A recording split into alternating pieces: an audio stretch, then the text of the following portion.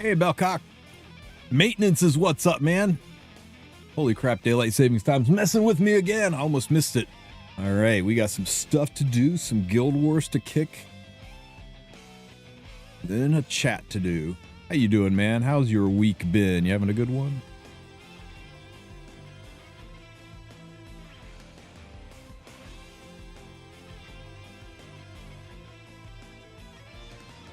Evening, Vulcanet.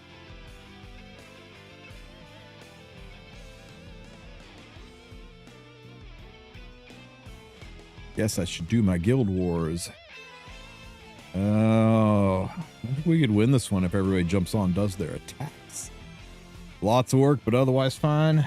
I feel that in my soul. We looking at another 6-hour maintenance? I think we're scheduled for 5 hours, but usually it goes a little less than that.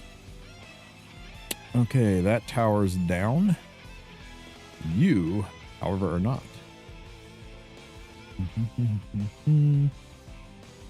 Okay, what do we got here? What the fuck is... Oh, that's the new skin. Looks weird. Yeah, it takes some getting used to. Okay, so Bellion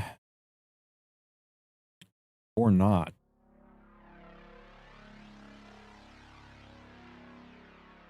Good evening, Arcanus. How you doing?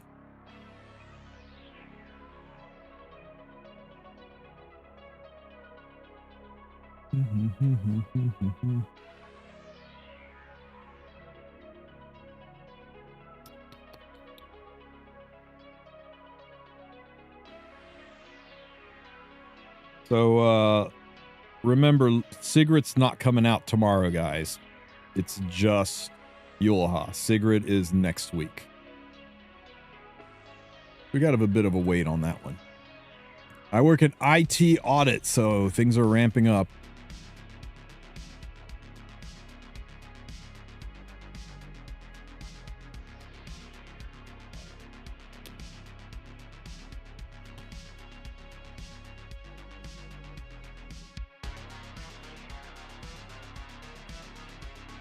Okay, so you know what? I like the idea of Sirmia into Mort. And Freerin can stall her ass out on Elvira, and Lady the Scales just make sure that we can't die. Sound like a plan, guys? Good, good. How fast are you? Good one. Okay. Chiron, good to see you. I don't know if I'm going to pull for ML Yulha. I might wait and see. That's always the smart move, right? That is always the smart way to play it. I don't see how she could be bad, but yeah, bide your time. Okay, what do we do up top here? Spit in your eye, Celine. Setska. Why don't we just cleave this?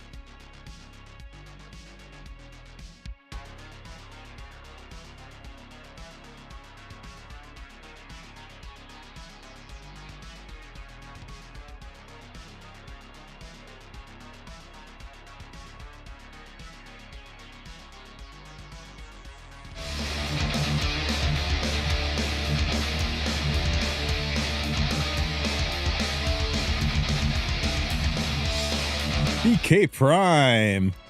Thank you, buddy. Thank you for the 3 months, man. I really appreciate it.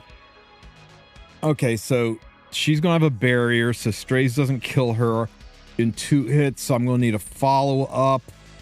We're going to crit on somebody else. Yo, is it just Cavill?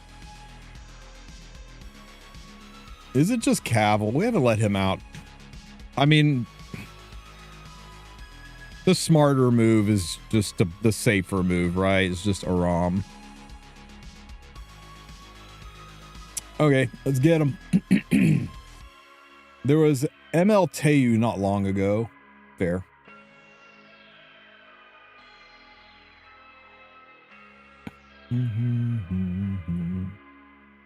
Get up there, Strays.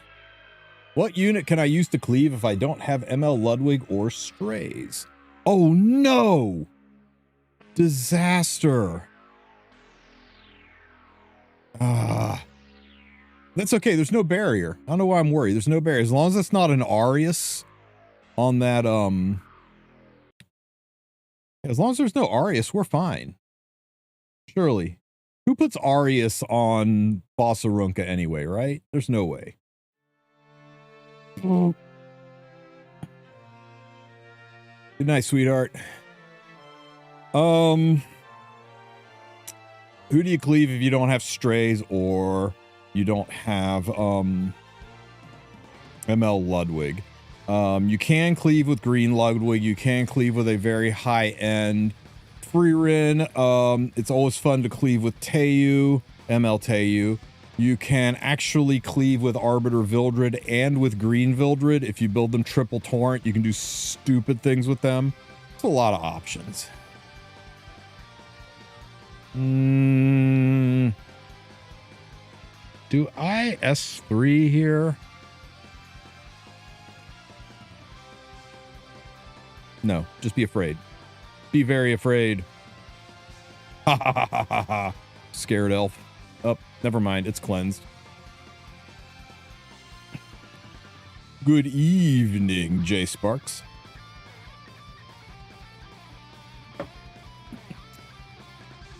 Ow, ow, ow, ow, ow. Okay. Be afraid again, friggin' elf. Nice. Scaredy elf.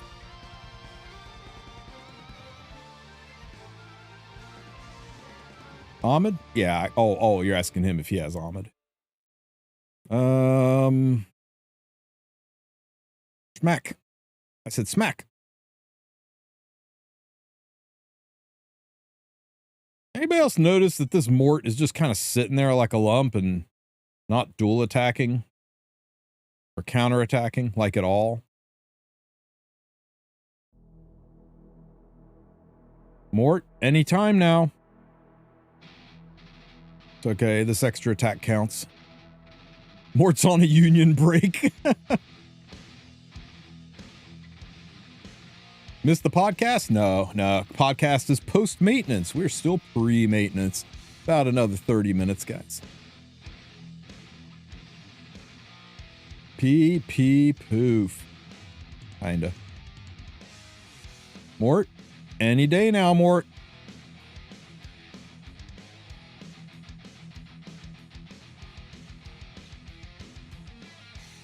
Mort? Earth to Great Mortelix. Oh, you can dual attack, but you can't counter, Mr. Mort? Oops, wrong button. What's up, Kygo?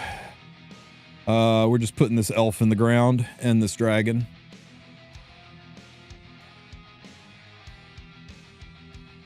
Poof.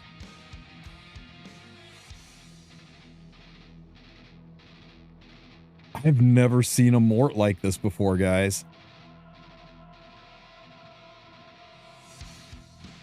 Ahmed's one of the 2 limiteds you're missing. There'll be a custom group summon very, very soon, and you'll be able to pick her up.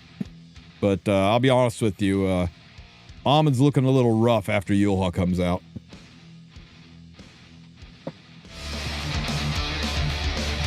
Yo, Kago! Thank you so much for the sub, buddy.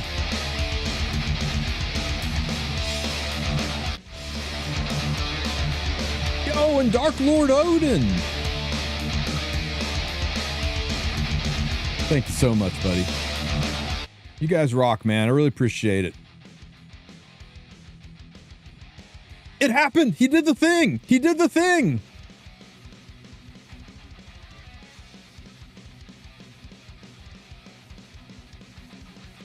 Oh, thank you, Aeonix. I appreciate the backhanded advice. Yeah, union break over. Okay. Get him, girl.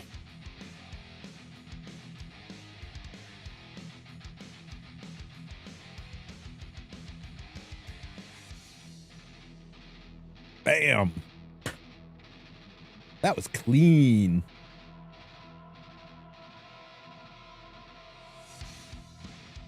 Okay, what else we got? Oh, somebody's dropping this one, so let's go find someone else. You said Teu earlier. Let's go fight Teu. All right. I guess we're going old school. This girl's coming out again soon, so now you guys are excited to pull her, right? Let's switch it up a little bit and pair her with herself, the elf Freerin. It's a slow one, so let's go with the Gauge tier damage one. You make sure you're on your artifact, though. You are. And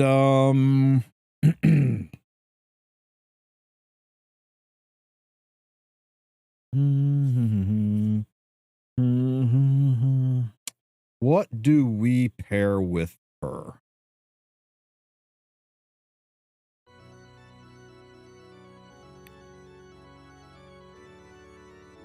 What do you guys think? Who's a good friend for these two?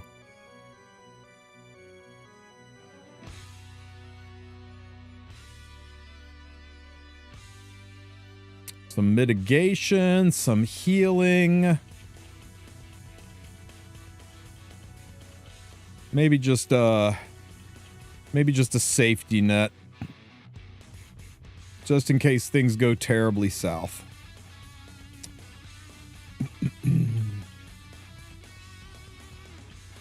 You'll be hearing from Mort's representatives. Ooh. Okay, guys, any advice for the top team? Because that looks kind of rough.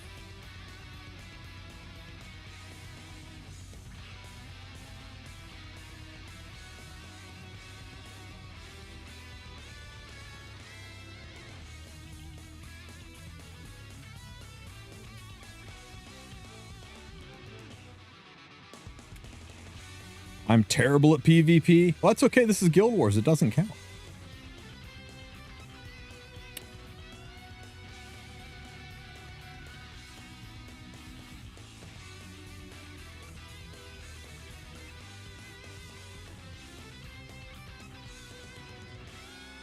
Killing off shoe on symbol. We already got Ruel down below. I do like your idea about rat gaming into this mess. So let's take the fast rat and let's take Ilanov so that we don't take any damage. We'll take this Ilanov, right? So this is the prot set one, right? Yep.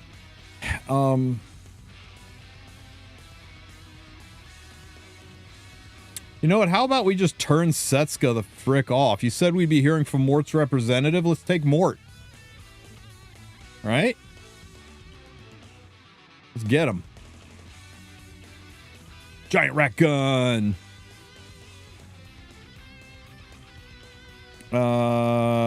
Here. Hold this, Setska. Pop.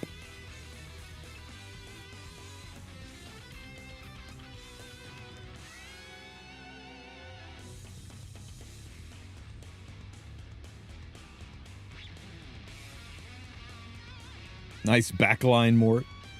Put Mort at the back of the line. Not used to seeing him back there. Used to seeing him up front with young Senya. Weird. Hey, look, my Mort's awake. Bro, what happened to my rat? You son of a bitch. You folded my rat in half.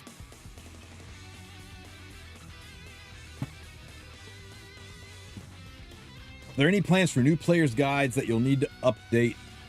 Still current for content. Yeah, I plan on redoing the where to farm video, the how to make golden resources video. Those I've got to get out and soon. We're probably going to be busy with guides on the new content, the new what's it called? The gladiatorium that's coming up. I got to get rid of this Ras or we're doomed.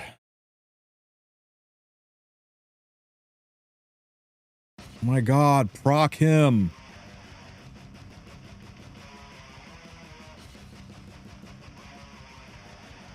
Hey, Cajito.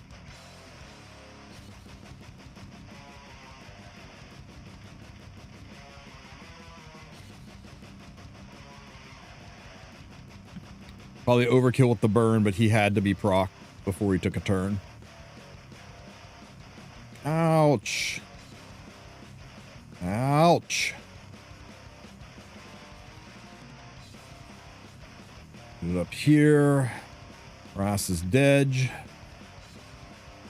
Back.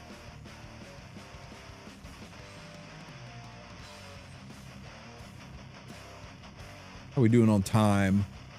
Ooh, it's getting tight.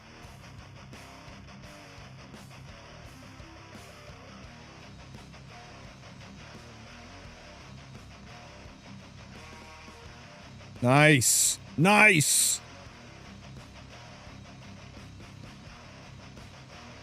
Stop it. Shake that fear off. Boo. Get stepped on. So with Mort, Setsuka just sits there. Yeah, Mort turns off counterattacks. So Setsuka can't counter. Although she's getting ready to do her big bang attack, and that's probably going to kill me next round. No! Stop it with the unfair. We got fucked by a dual attack. What a steaming pile of dog shit that was.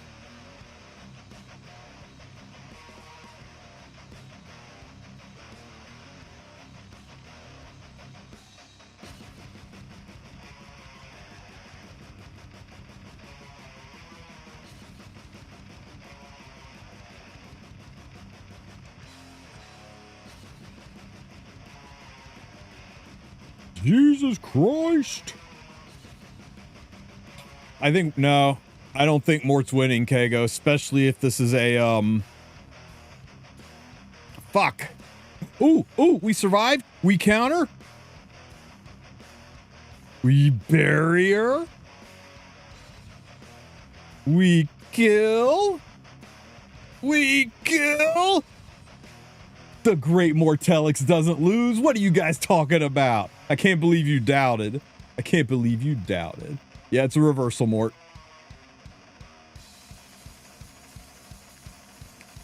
Never doubt the great Mortelix.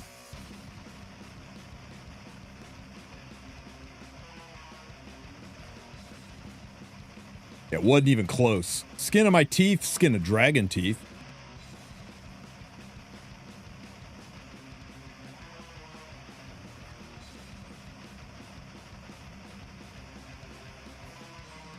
Get him, free Rin.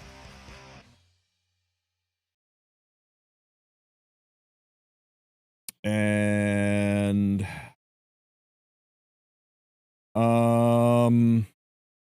you're gonna S3, you're gonna S1, you're gonna S1, which will defense break. It's not gonna matter to you. I am going to check this, check it. This is freaking big brain. Gold shield here, and now everyone will avoid the gold shield, so everyone's going to beat up on the child, and that's going to piss off her dragon bodyguard.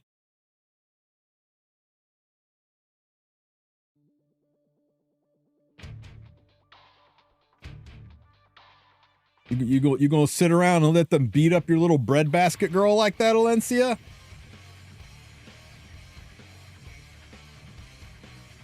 Pew pew.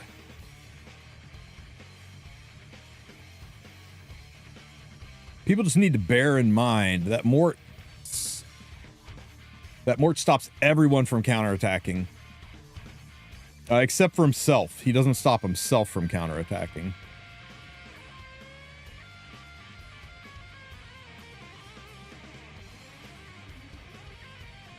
Boop. Let's clean this child up a little bit. She's taking some lumps. Yeah, my favorite was always the Maid Chloe Briar Witch Assaria combos. I was like, you okay?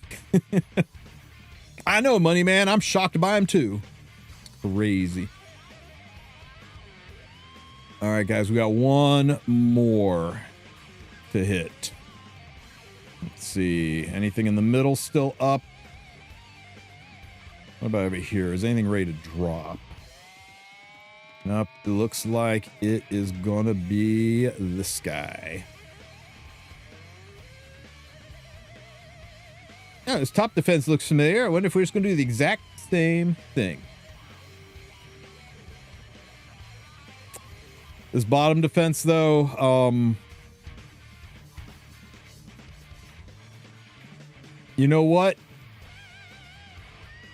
We tried this with Mort and Ilanov and Shu, and it didn't work because Shu died right away, and Ilanov couldn't take the heat, and Mort was such a chat he carried it. So what if we give him a chance to do it again? And we'll take backup Shu, and we'll take backup Ilanov. And Mort can just bring it home again. It wasn't even close with Mort before, right? So it should be fine this time.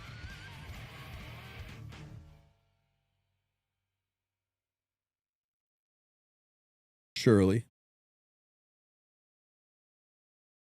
Rat infested account. Be nice. Okay.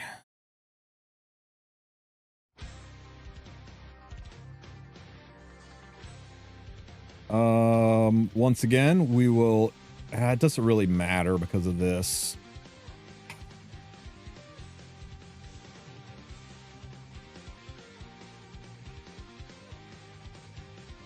It's good for the souls.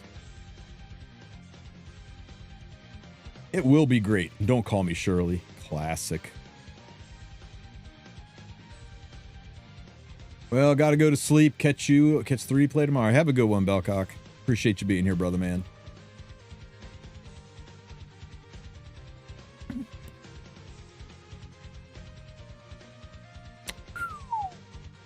That's a lot of damage.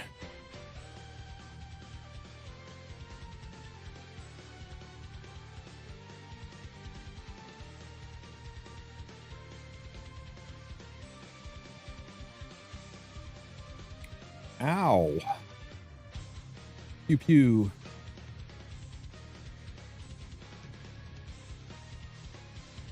What's up, icons? Boogie Gaming? Ow. Man.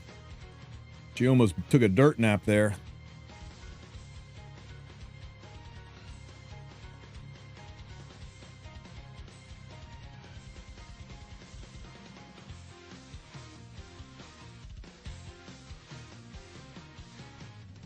Blammo! Get fucked.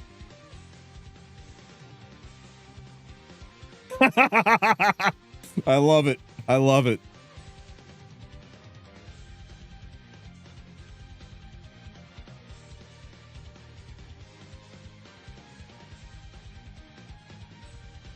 Okay, let's take some of some of the wind out of Ross's sail here. A little bit of injury.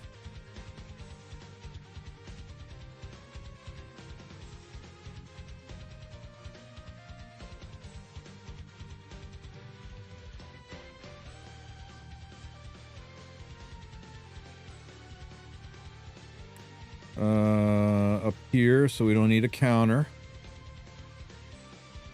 All of this is happening. Why'd I say so we don't need a counter? We got frickin' Mort on our team. I'm losing my mind, guys. Losing my mind.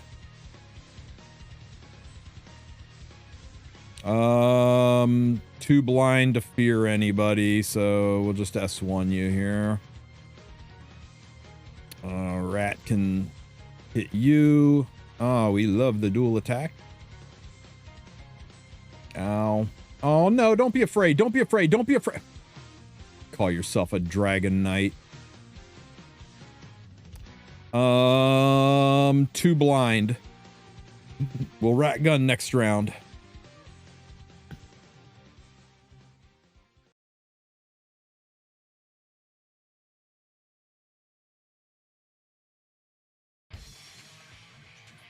Giant rat gun.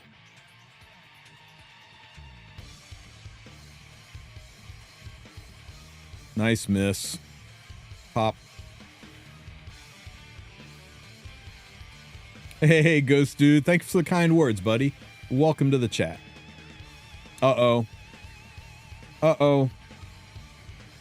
He folded her in half, guys.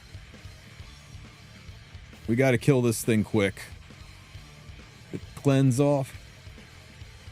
Still got 20 minutes, 19 minutes. We're still okay. Get stepped on.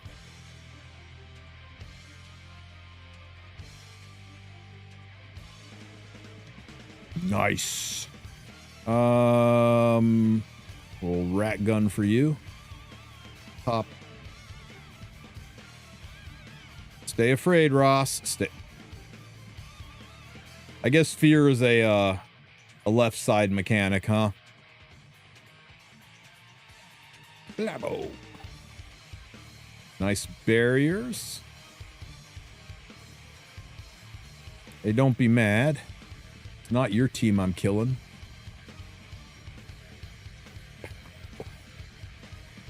Let's work you over. Blabbo.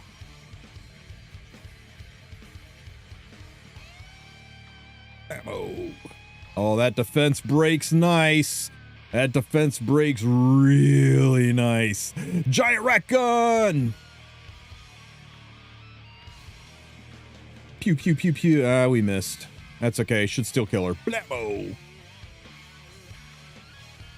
Do you think 230, 250 speed and 20k health will suffice on ML Yulha? I don't know. I haven't built her yet. I'm very superstitious about building units before they come out. I don't have a lot of superstitions, but that is one of them.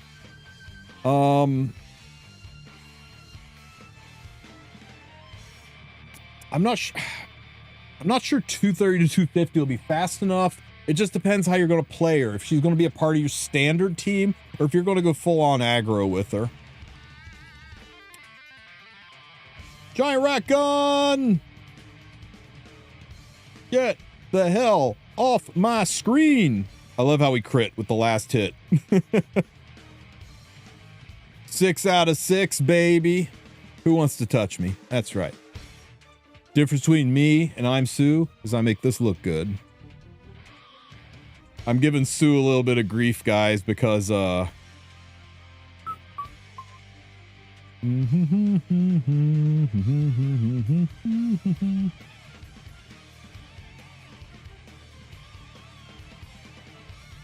he missed one.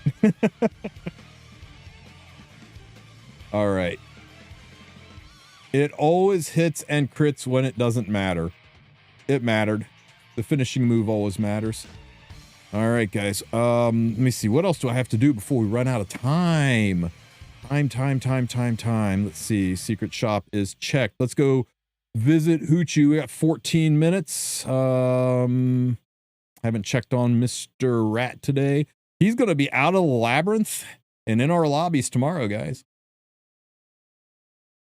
You excited for Hoochie's secret shop? I'll have a guide on what to buy. Oops.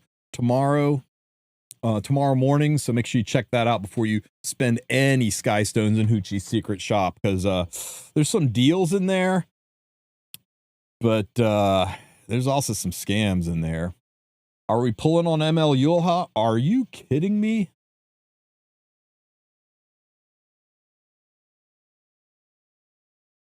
I have purposely been sleeping with the window open, not eating well, and not covering my mouth when I sneeze, just in the chance that I might get a cold, so I get sent to see sexy nurse Yulha. Yes, she will be mine. Oh yes, she will be mine.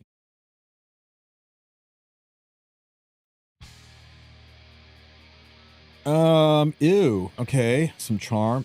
Man, you better bring some deals tomorrow, Hoochie, because you ain't got shit today in the labyrinth. Before or after she steals a kidney? It's what? You got 2 kidneys? Quit complaining. What else? What else? What else? We got some arena flags. Not that kind of arena. Are you crazy? It's not 13 weeks from now. Over here.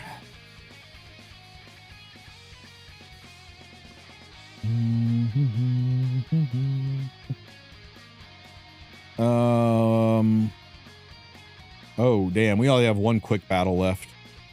Oh, well. So we're going to do 1 more. Ooh. Ooh. Ow. Hello, Mr. Sue. Hello. Whoa. You kind of failed that one. Why can't I hear you? Oh, interesting. Does it not work? I've got your volume at. Hang on, let me check my sound mixer. It might be on my end. New computer is. I'm getting an error also on my end. It's saying there's something wrong. Yeah, I got you up to 200%, and Discord's ramped all the way up. I'll be right back. Let me see what happens. All right. We'll miss that guy. Oh shit. Headphone check. He might come in and blow our ears out.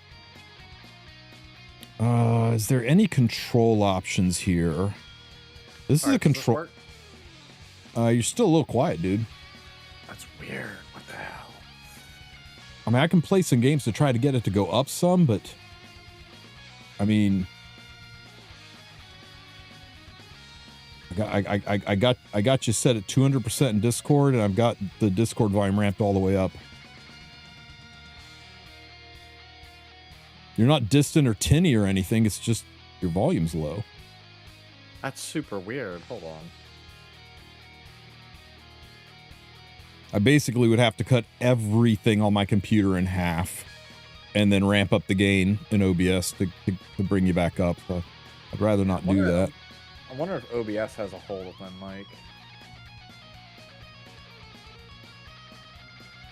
Go into your Discord settings and switch the mic to default and then switch it back. See if that changes anything.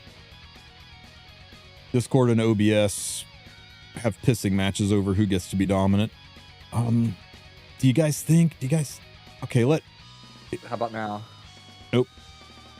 No. This shouldn't work, but we're gonna try it.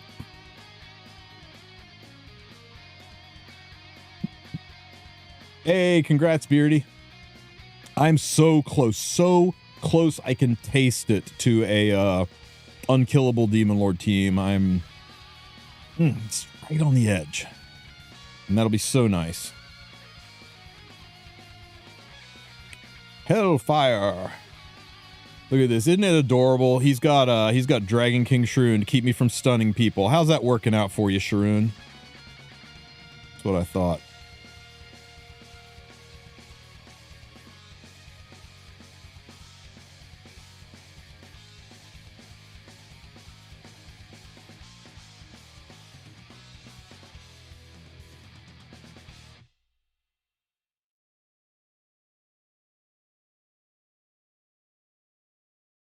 Pop, pop, pop. Blammo, pop. Blammo, pop. It's so satisfying. The debuff team is so satisfying.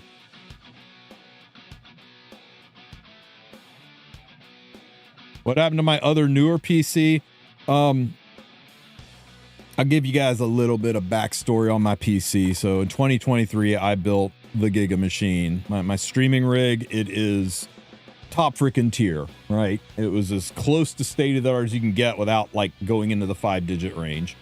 And it was beautiful and it was wonderful. And then it started black screen of deathing on me, or blue screen of deathing, which has now since been replaced with black screen of death. And it was always the same thing. K mode exception or unknown stove event, right? All things that point towards a defective hard drive or a bad driver. So we reinstalled all the drivers. We updated the BIOS. None of these are controllable and therefore boring. And I replaced the hard drive and the problem still happened.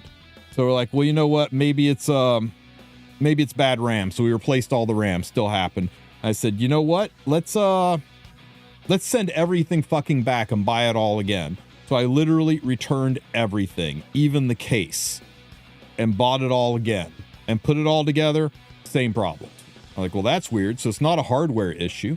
So, like maybe it's a compatibility issue. So we swapped out the 4070 Ti Super graphics card from Zotac to Asus, and then we went from a 9700 X3D to a 9800 X3D on the CPU, and then I went from whatever brand of RAM we were using to Corsair Dominator RAM, and then I went ahead and upgraded the motherboard from a MSI to a MSI Tomahawk to a Asus Tough motherboard, and then I bought another hard drive, and then I went, oh shit, this Asus graphics card takes much stronger power supply unit than that, so I got a new PSU, and then I upgraded my my UPS battery backup, my ACP battery backup, and then I ran a fresh leg of power to make sure it wasn't some weird voltage drop from my breaker box to the computer. And you know what? Through this entire time, black screen of death every single day. And then after I upgraded the CPU one last time, I went down to like only maybe once a week, once every 2 weeks, and it was far enough apart that I was like, you know what? I'll just fucking live with it. And but it never fully went away. It kept coming back. And the crash is so hard, so violent, that it never creates a dump file. It just sits there at 0%. It looks like hey Sue. Hey, does this work? Is it still really low or no? It's still really low. It's your quality is good, but it's like your volume is set at a 4 where it's normally to 9. Super weird. The errors look like this. K mode exception, not handled, and it sits here at 0% and it never creates a dump file. And every once in a while, when it's not a K mode exception, it is a unexpected store exception. All these point towards a driver issue or a bad piece of hardware. Every piece of hardware is replaced. We have reinstalled Windows fresh from a separate installation of Windows. We have restored and rerun and updated every driver. We have flashed the BIOS I don't know how many times. The last IT guy that I had that came in here and looked at this, he threw his hands up in the air and said, I think you need a priest. I'm not even kidding. So anyway, I went to, what's up, Sue? No, I'm just trying to see if it's working. That's all. I'm just much better. Okay. Much better. Yeah, I'm just you're a little low. You're a little lower than normal, but you are significantly. Yeah, you're like twice the volume you were before. That's so weird. I have the input volume turned all the way up. Like, if I do that, does it change anything? You just went away. Yeah. Wait, does this work or no? Nope, I can hear you. No, this I turned the volume like all the way up the gain. Like, I'm trying to find out, like, find a spot for this. It's a Windows 11 Pro, and that's the one thing we're trying now is we're doing a clean wipe and reinstall. We're going to try Windows 11 Home, and that's what this machine over here is on. So that's what I did, guys. I went down to Best Buy, I whipped out the credit card, and I bought the most expensive piece of shit pre-built I could find. I picked up like a $3,000 Asus 5080 graphics card computer, and it's doing okay. It's not as good as my old computer. The news video that I put up today, I rendered that 9 times before I got a render that took, before it didn't crash halfway through it. It is nowhere near what my old machine was, but it's good enough to stream. It's good enough to get things done. And I got 30 days to return it. So I got that, and I sent my existing computer off to a lab. The guy's working on it. He's running tests on it. He's going to figure out what's wrong with it. And if you can figure out what's wrong with it, I bring it back. I return this one. If you can't figure out what's wrong with it, I'm going to just start from scratch, build a brand new one with other new components, or have him build me one and just tear that one apart and sell it for components. Isn't that a RAM issue? You stop code? You would think that, though. The store exception is typically a failing hard drive or RAM, and this one I am told is typically a driver issue. Yeah, the RAM has been replaced 1, 2, 3, 4 times, and the brand of RAM has been changed twice. Yeah, there's nothing you could say. There's nothing you could say that my answer is not going to be. I have changed it twice or more and went to a different brand. Out of curiosity, do you still have that computer on you? No, it's at the lab right now being worked on. I'm on a new computer right now, which, although is a little laggier and doesn't run my software nearly as well, my wife said it best, like, hey, it's not crashing. So at least I know it's not any of my peripherals causing it, because I'm not having any crashes since I got this Asus. Because I saw that like one of the potential ways to get the K mode thing, just like quick Google search, is that it could be because of malware. I'm very curious. That's why I was asking if you had it on there. Fresh reinstalls at least 5 times, especially since we have built. The good news is I've gotten very good at building PCs, because I've built this one 3 times now. I would say that it's definitely a hardware issue, because I was going to say, like, malware now lives in the services like app on Windows. Like the new age of malware is basically like it hides in your services. It makes the system think it's a normal process, and you wouldn't know. You'd be none the wiser if you didn't know it was there. Yeah, it hides from like Windows Defender and most of like the usual antivirus stuff. Yeah, here I'll pull up a. I think I can pull this up. Let me see here. I'm at display, so I don't dox anything real quick. You're good. Ooh, that's bright.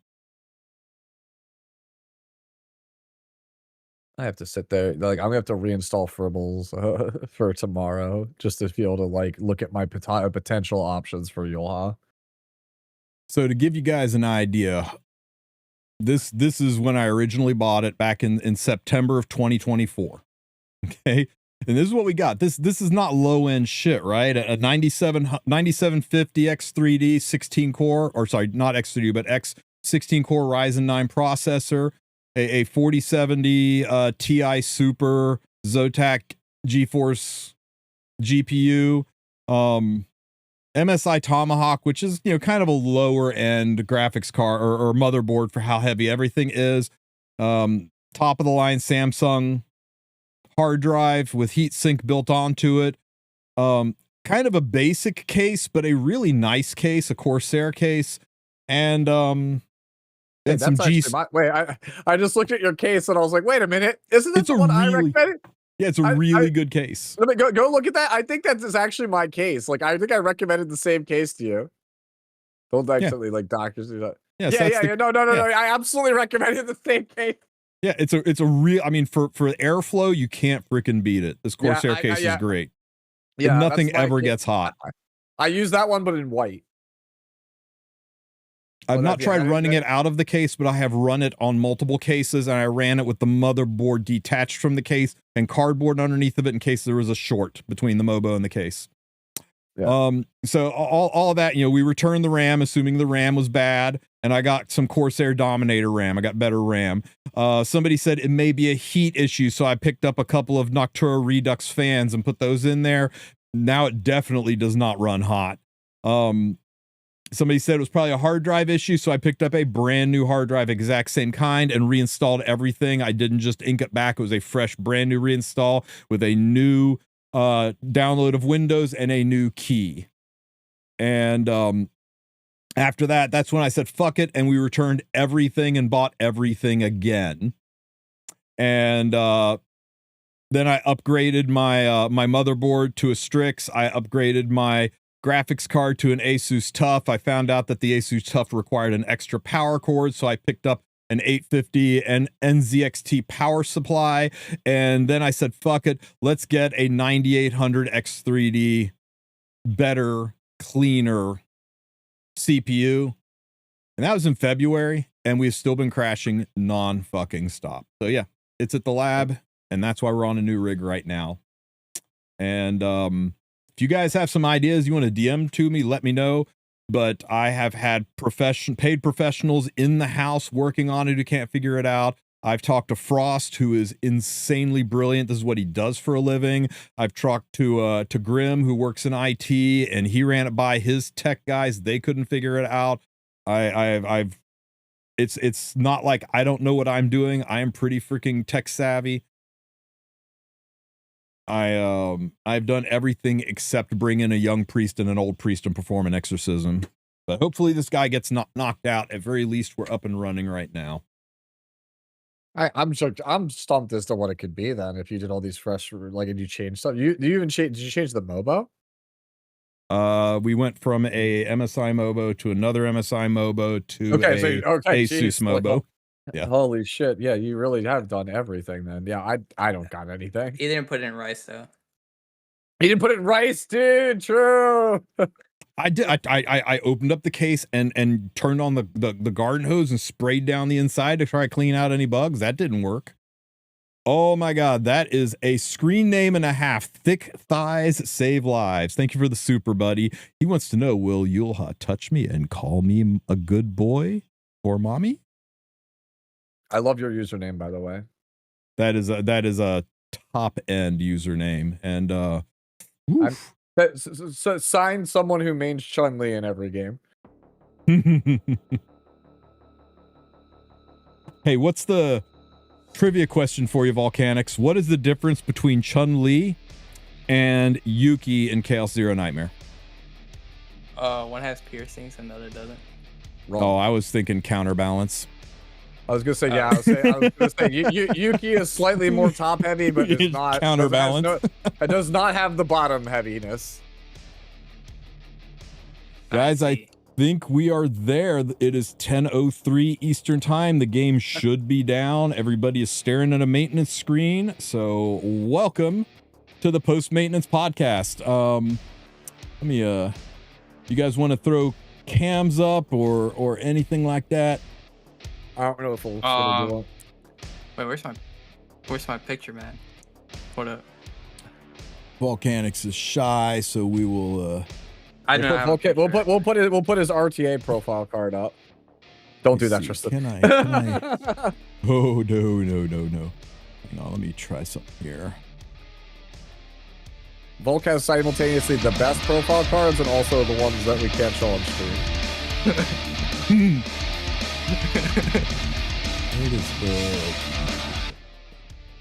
Is not going to let me get the layout. I hate it when it doesn't do a side-by-side layout. This is my second podcast today. Oh man. Busy. Yeah, I know. Hey, X-Shot, thanks for the resub, buddy. Okay, let me you guys introduce yourselves and entertain the chat while I get your camera set up. Hold on, I'm getting my profile card. Okay, fine. I guess I'll go first. Okay.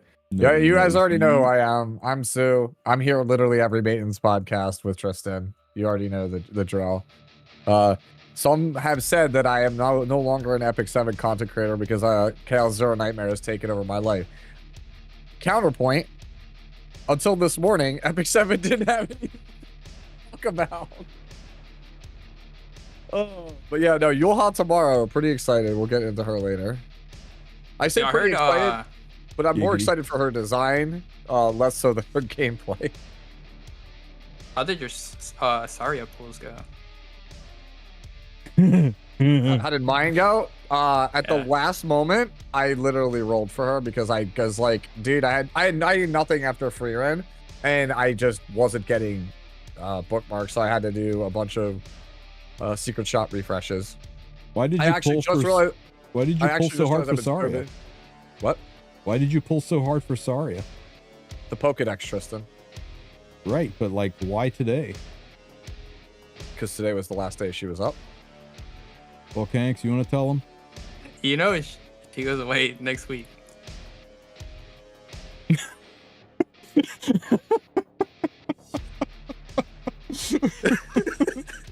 Okay. You know, Secret's not till next week. Okay. No wonder why I felt like I was like, dude, I just feel like this character's just about to go away, and I just have no time, and I really lost Damn, that was good. Yeah, I mean, that's what happens. Like between the content grind for CZN, because like I'm surprised yeah, you didn't notice when you were pulling, because it shows the date, right? Yeah, no. Excuse me. Bless I you. just got over being sick. I still have this horrible cough, and I've also just been really, really busy, with like other stuff, right? So like it's mostly it's like CZN because Smilegate actually is sponsoring me for CZN right now. So I'm like trying to meet their demands while also literally being, you know, half of a corpse right now. I'm basically like a shambling corpse. At least CZN's going well, because E7 doesn't even have a headhunt. Oh, dude, I can't believe we didn't do a headhunt. This will be the latest that they've ever done one in the year. They've never Do you done think one they're this late. skipping it? That's a lot of people. A lot of people are on the. I think they're just not going to do headhunt this year. Train. What do you think about that? Do you think they're going to actually maybe stop doing it? My hope is that if you're gonna do it this late, you might as well just do it like how like the Bandai games do it, like DBZ Dokkan Battle, where it's like an advent calendar where like on Christmas Day is when you get the big character that you want. So it's like a one little reward every single day, and then oh, it's Christmas, you get the character you want. Yeah, so maybe that's a way to do it. At this point, that's just my copium answer because what else do I have to go off of, right? So for those of you who are new here and don't quite know what we're talking about, Smilegate runs a annual event called a Moonlight Hero Headhunt. And what that looks like is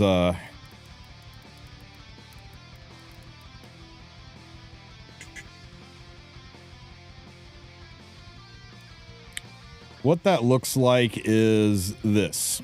You get a advent calendar, and every single day you log in, you get to unlock a spot on your advent calendar, and it puts a random ML5 hero in there that is 6 months old or older. And when you get to the hero recruit available on day 20, you can select any one of these heroes, click the button, spend the currency, and you get that hero. It's effectively a selector. Now there's more than 20 heroes. Of course, if you don't get the one you get, there's another 10 sockets. And then the last day, the 30th day, you can click this an unlimited number of times as long as you have the currency to spend. And it is guaranteed to be a hero that's not in these 29 spots, which greatly reduces the pool down to like maybe 5 or at this point in time 5 or 6, but now I'm maybe like 9 or 10 heroes left, and you can just do it unlimited. So the chance of you not getting the hero of your dreams is damn close to zero. There is a chance you could be that one unlucky pool. Me last year. Yeah. My headhunt last year was Ludwig. I managed to get him with like 2 days to go. Like I had like very few chances left to get him. Yeah. So like you can get the extreme end of the RNG, but it's almost impossible. By the time I got Ludwig, everyone I knew had already had their character for weeks at that point. But you can see like 56 days left, and it was a 30-day event. So it goes on for a while afterwards. So you keep getting chances, you keep grinding stuff. So it's as close to an ML5 selector as we got. And it was always a very successful event because they would always start it at the beginning of November to the end of November in that range. And then would go across November, December, January, sometimes a little bit into February. So it kind of covered the American Thanksgiving season into the Chinese New Year season with all of the New Year's and Christmas, December-esque and January-esque holidays that drop all over the world. And the point was simple. Give people a reason when their lives are in chaos and they're traveling and they're off work, out of school, visiting family. Give them a reason to remember to log into Epic 7 every single day and uncover their advent calendar. Maintain the habit. maintain the pattern of logging in, and don't forget and break the habit of playing the game. And that's important to Smilegate. The most important thing for any gacha game isn't whales, isn't dolphins, it's do the players log in every single day?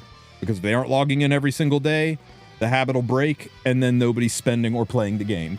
So it was probably the most successful event Epic 7 has run for player retention on their side, but also for being liked and enjoyed by the fans, because getting that ML5 you're missing is huge. I mean, it's not just the ML5, right? The point shop also had a slate, I think. Yeah, it has a slate. Oh, It yeah. has gear packs in it. It has a bottle of knowledge. Reset stones. Yeah. It's just a good event. Like you feel good because you're like, whatever you're missing, it's there. Right? It's in that event. It's always a good feeling.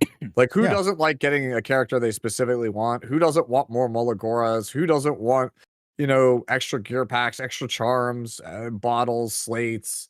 Yeah, once you get the hero that you want, there's tons of other things you can do with the points. So it's not even done. If you get your hero early on, there's still reasons to log in every day, grind points, and get more stuff.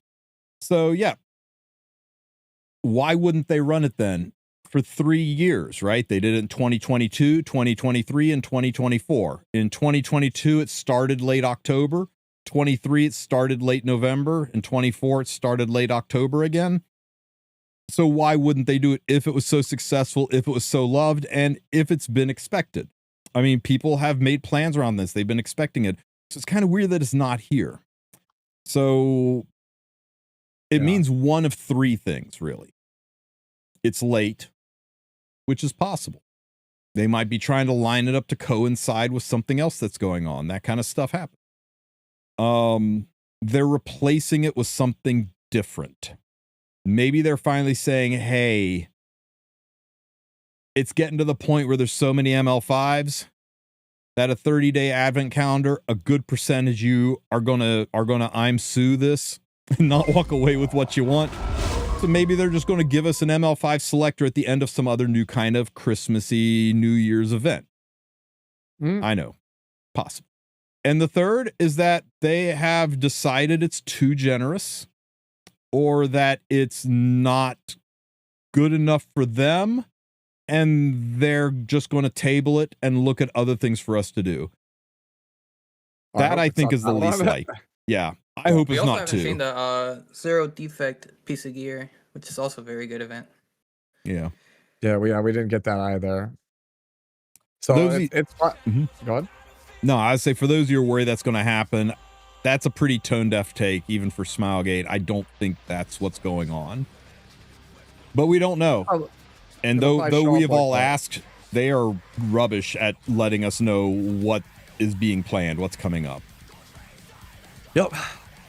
If any of you ever think to ask me, Sue Volcanics, any streams like, hey, can you find out what their plans are for XYZ?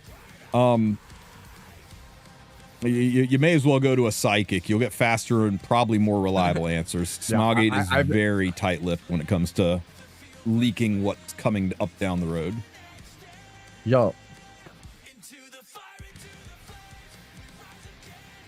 You were saying, Sue?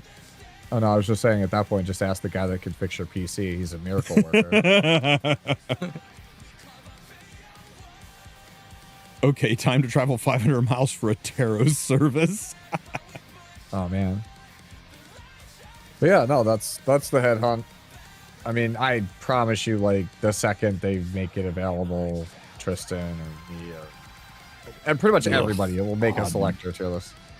Oh, Auden, yeah. Oh, Auden. I'm scared of, like, Imgur links now that have, like, characters in them. Like, I saw that video that Vic posted the other day of the rank 1 Hall of Fame for the season. It actually terrifies me. I doom scrolled that album and I was like, this has got to be $200,000. This account has to have had $200,000 in it. Like, I couldn't even make it all the way to the end. I made it halfway through before I just was like, no. I like, this is like a house. Somebody spent a house on this account. I always have to look at my own units before I comment on other people's units so that I don't make sure I'm like, it could be better. And then I look at mine and mine's worse. Let's see. What do we got here? In a world of odds. Nice ad. Nice ad. Thank you, Immigrant.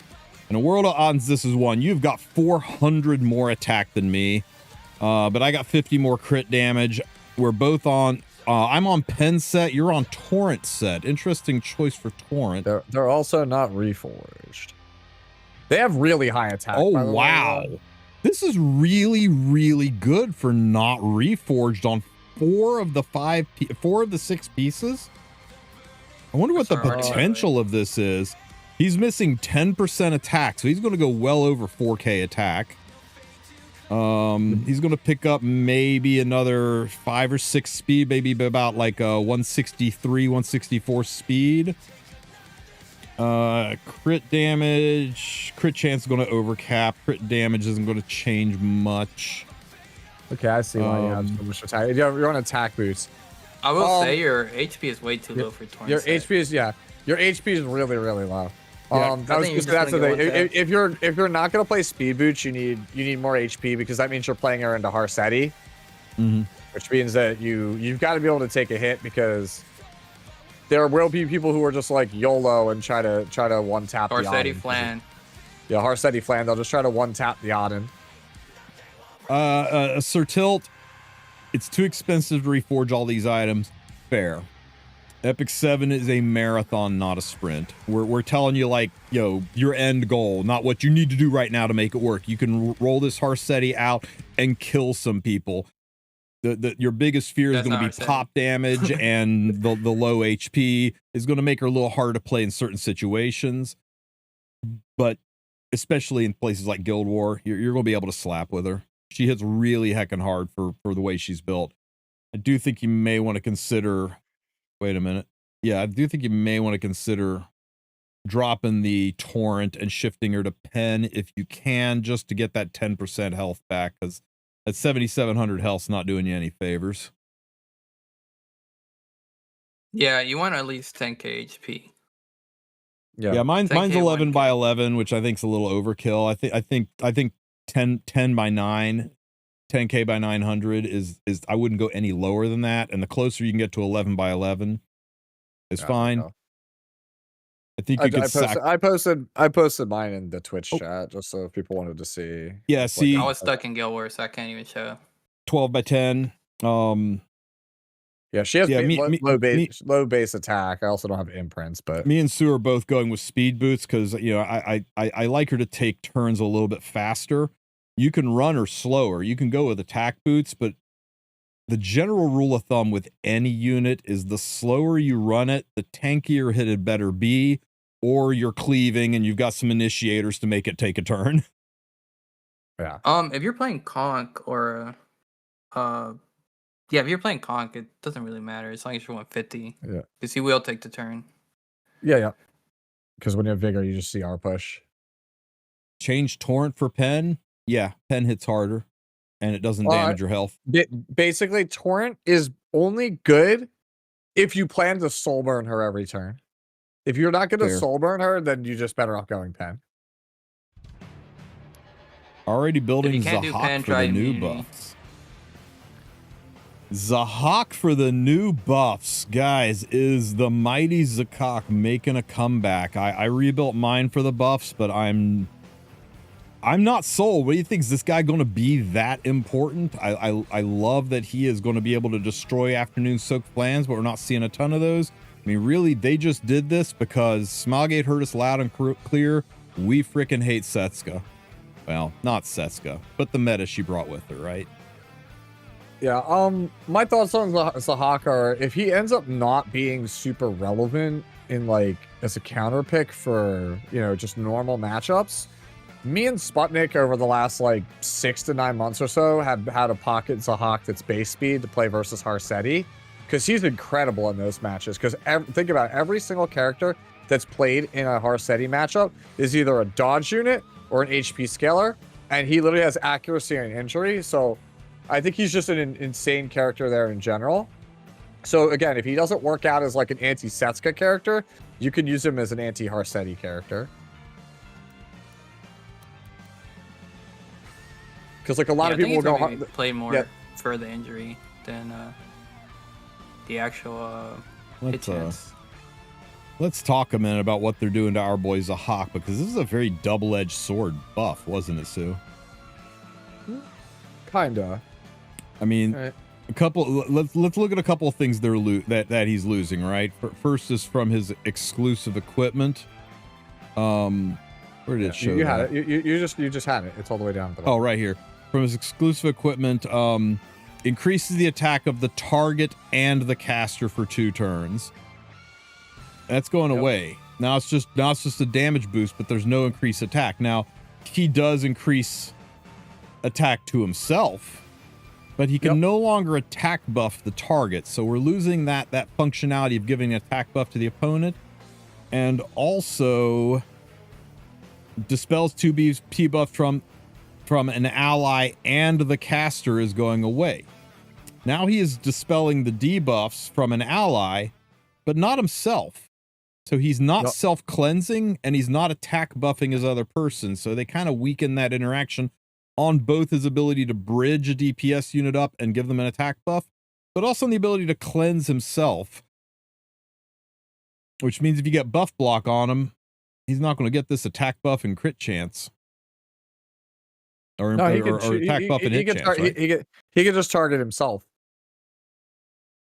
He can just target himself. It's fine. He can target himself.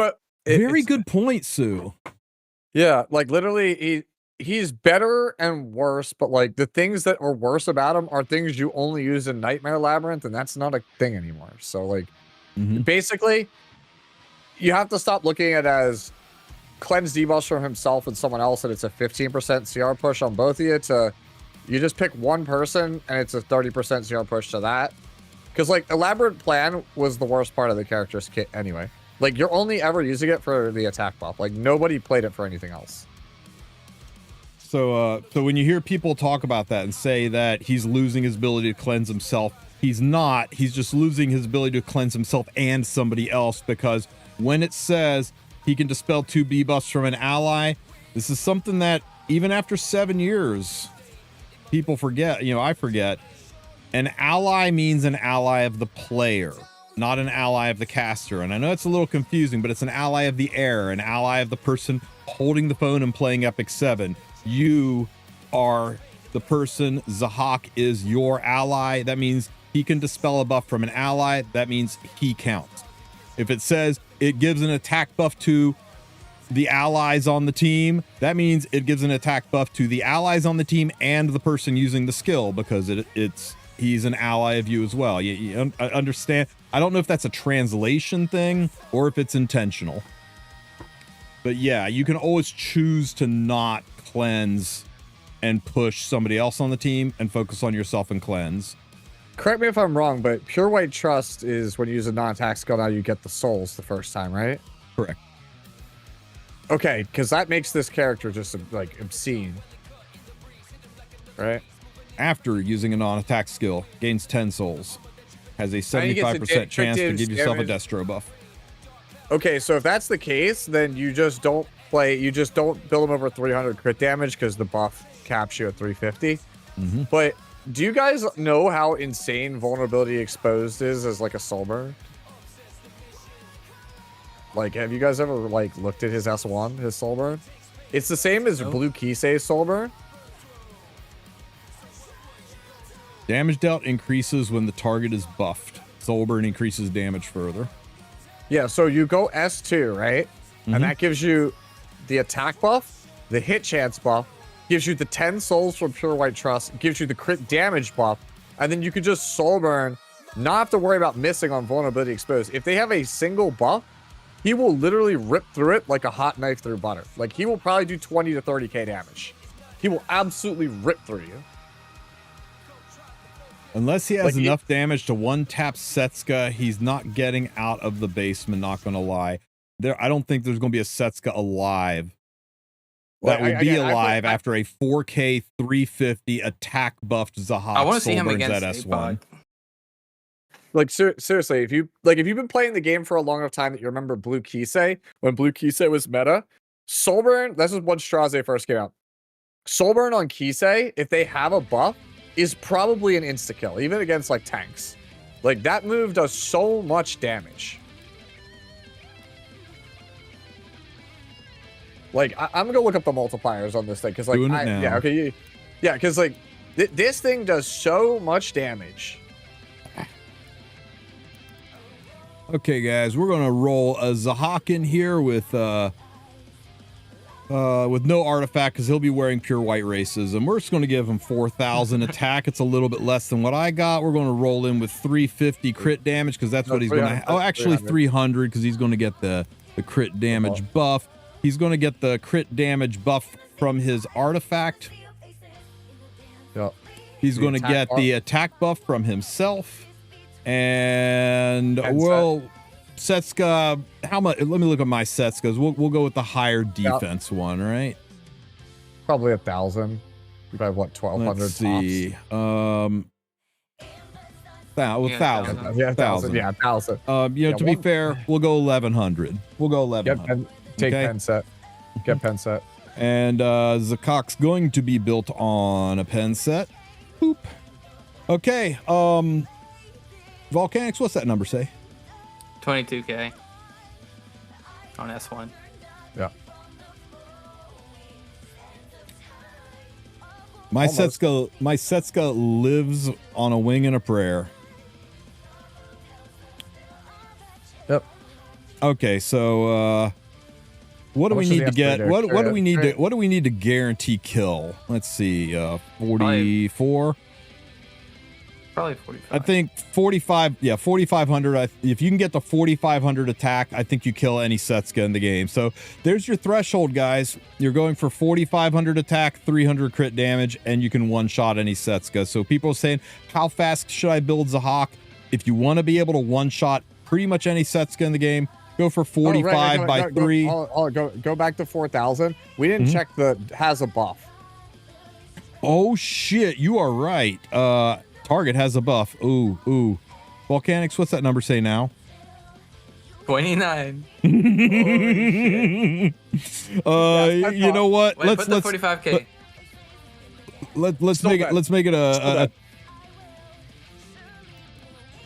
dude, 3,800 by 300. You're one-shotting any Setska as long as she has a buff. I told you, I've been playing Zahak and Kisei for a long time. Okay. You still want 4k, by the way, because of damage share. If they're on Arius, you want to make sure it dies, though. Ooh.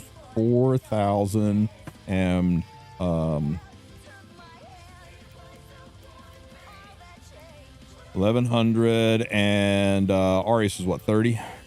20. If Arius is involved, you might not kill it just raw 4,000 if it is an 1,100 Setska, and there's not a lot of those out there.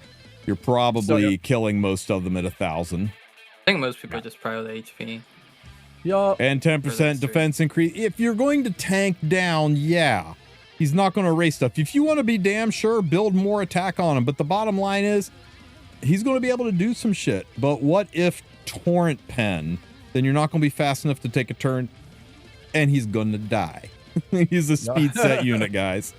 He's a speed set unit. So yeah. Anyway, so I rest my case. Character does damage. Yeah. Is he Galililius? Is he going to one-shot tanks out of the game? No. But in most situations, you're going to be able to do shit with him. How much he did. Go back to the patch notes. I want to see something. Did they actually buy? I don't remember if they buff vulnerability exposed as base damage. No. Okay, well. Wait, never mind. No, wait, what are we talking about? Read the exclusive equipment. About 10%. Okay. We killing, bro. We're killing.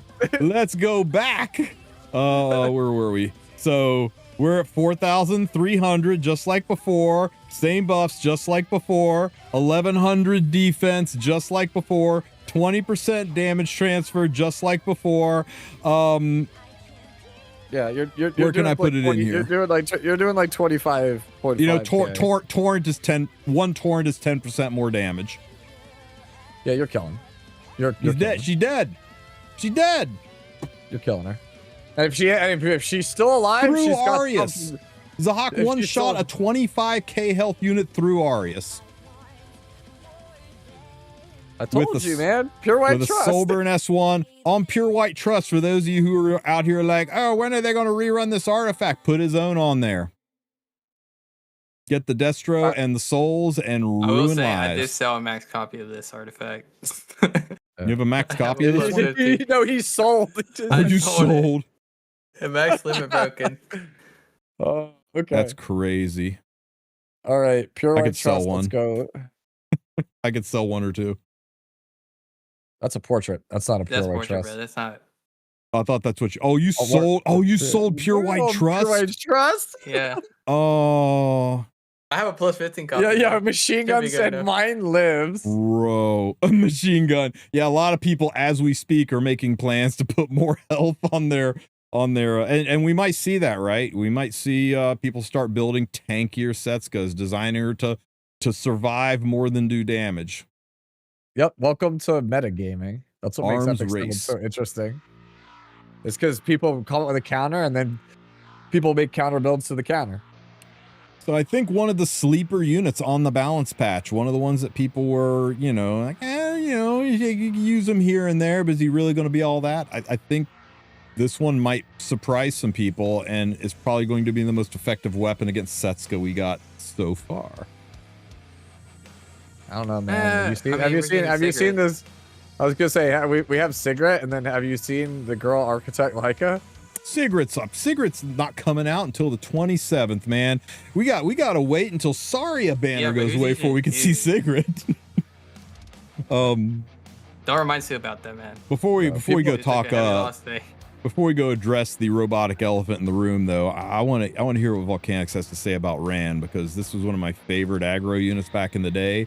I know Susu probably spits every time he says his name, so I want to hear Volcanics glaze this guy up. Is he going to be good? Is he going to be usable? I've heard people say Ran Saria are going to run people over, and you're coping if you think they're wrong. Tell me they're right. Tell me we got a future with Mr. Ran here. I don't know if they're right, but I'm making my rand 320, so he's back on the table. 320. So you think Especially with this? the crit chance imprint. You think the super speed is the way to go? Not a little bit slower, but with more damage. You think it's still all about high speed real Rans and not slower speed damage Rans? What? No, the fast one is the fake Rand. Real Rands are the slower ones with damage. Porque no los dos, Mr. Sue. Yeah, why well- can't you be fast and have damage? Yeah, man, just be 'Cause fast and have that- damage. That's reserved for rich people. Well, I'm not rich, but I got a 320 rand. But Okay. DPS stats. Okay, hang on. I don't know. People hated my take on Rand because they're like, bro, how can you not talk about the fact that he doesn't have damage? I will shit?" say, I did get a max copy of the new artifact in one pity, so I want to try it on him. The limited artifact. Oh, the Nightmare one? Yeah. Master, was it? Yeah, Master of the Nightmare? I don't know. We'll see. I could do 302. Pretty close to 333, 300. Pretty close. 320 though, man. Are you doing any damage at 320? Yeah, I'm 3k attack because I have no imprints on him. But Could you roll my gear for me? that's against TOS. Tristen. I'm. That's good. I was just unsure testing you, about Volcanics. Congratulations, you passed. I'm unsure about this character because, like, the thing is, you need to like the pros are he's no longer able to be answered by a green slaying at all, and he is an effective answer to Lady of the Scales, right? So he gives cleavers a way to kind of get around that monstrosity.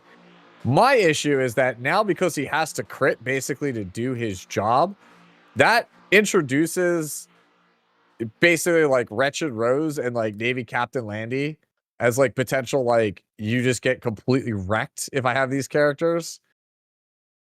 Right? So who's playing landing the big 2025? He applies Frostbite after he attack. You know, yeah, well, yeah. But that you say that, but like Landy can still be used as like an anti-cleave, right? I say that as I brought her out for against Pavel. Yeah, exactly. It's just one of those things where I am cautiously optimistic for this buff because like on paper it looks like it does exactly what you want it to do, right? Like it's a full strip. And what is it? Yeah, it's a full strip, defense break, frostbite restrict, does basically everything. Probably defense break, but yeah. I will say, I am saying like this, 320 Rand, just because I like Rand, but this guy is mostly a lunatic unit. Yeah, like You know, I feel like I think he's just gonna be so he's gonna be so gear prohibitive outside of like the top people. And even then, like I said, if I can play Landy against him, right, and you don't crit, the character doesn't do anything. So tilt full strip means that you remove all of the buffs from your opponent's team or from the opponent unit if you're talking about single target. So it's basically I think this guy's gonna be all of the buffs they gave to protect themselves. You're yoinking that right off. I just realized Instant Blade isn't a full strip reading it. It's actually, so you can buff stack it. Yeah. Landy just roasts this guy. Yeah, it's not a full strip. It's a dispels 2 buffs.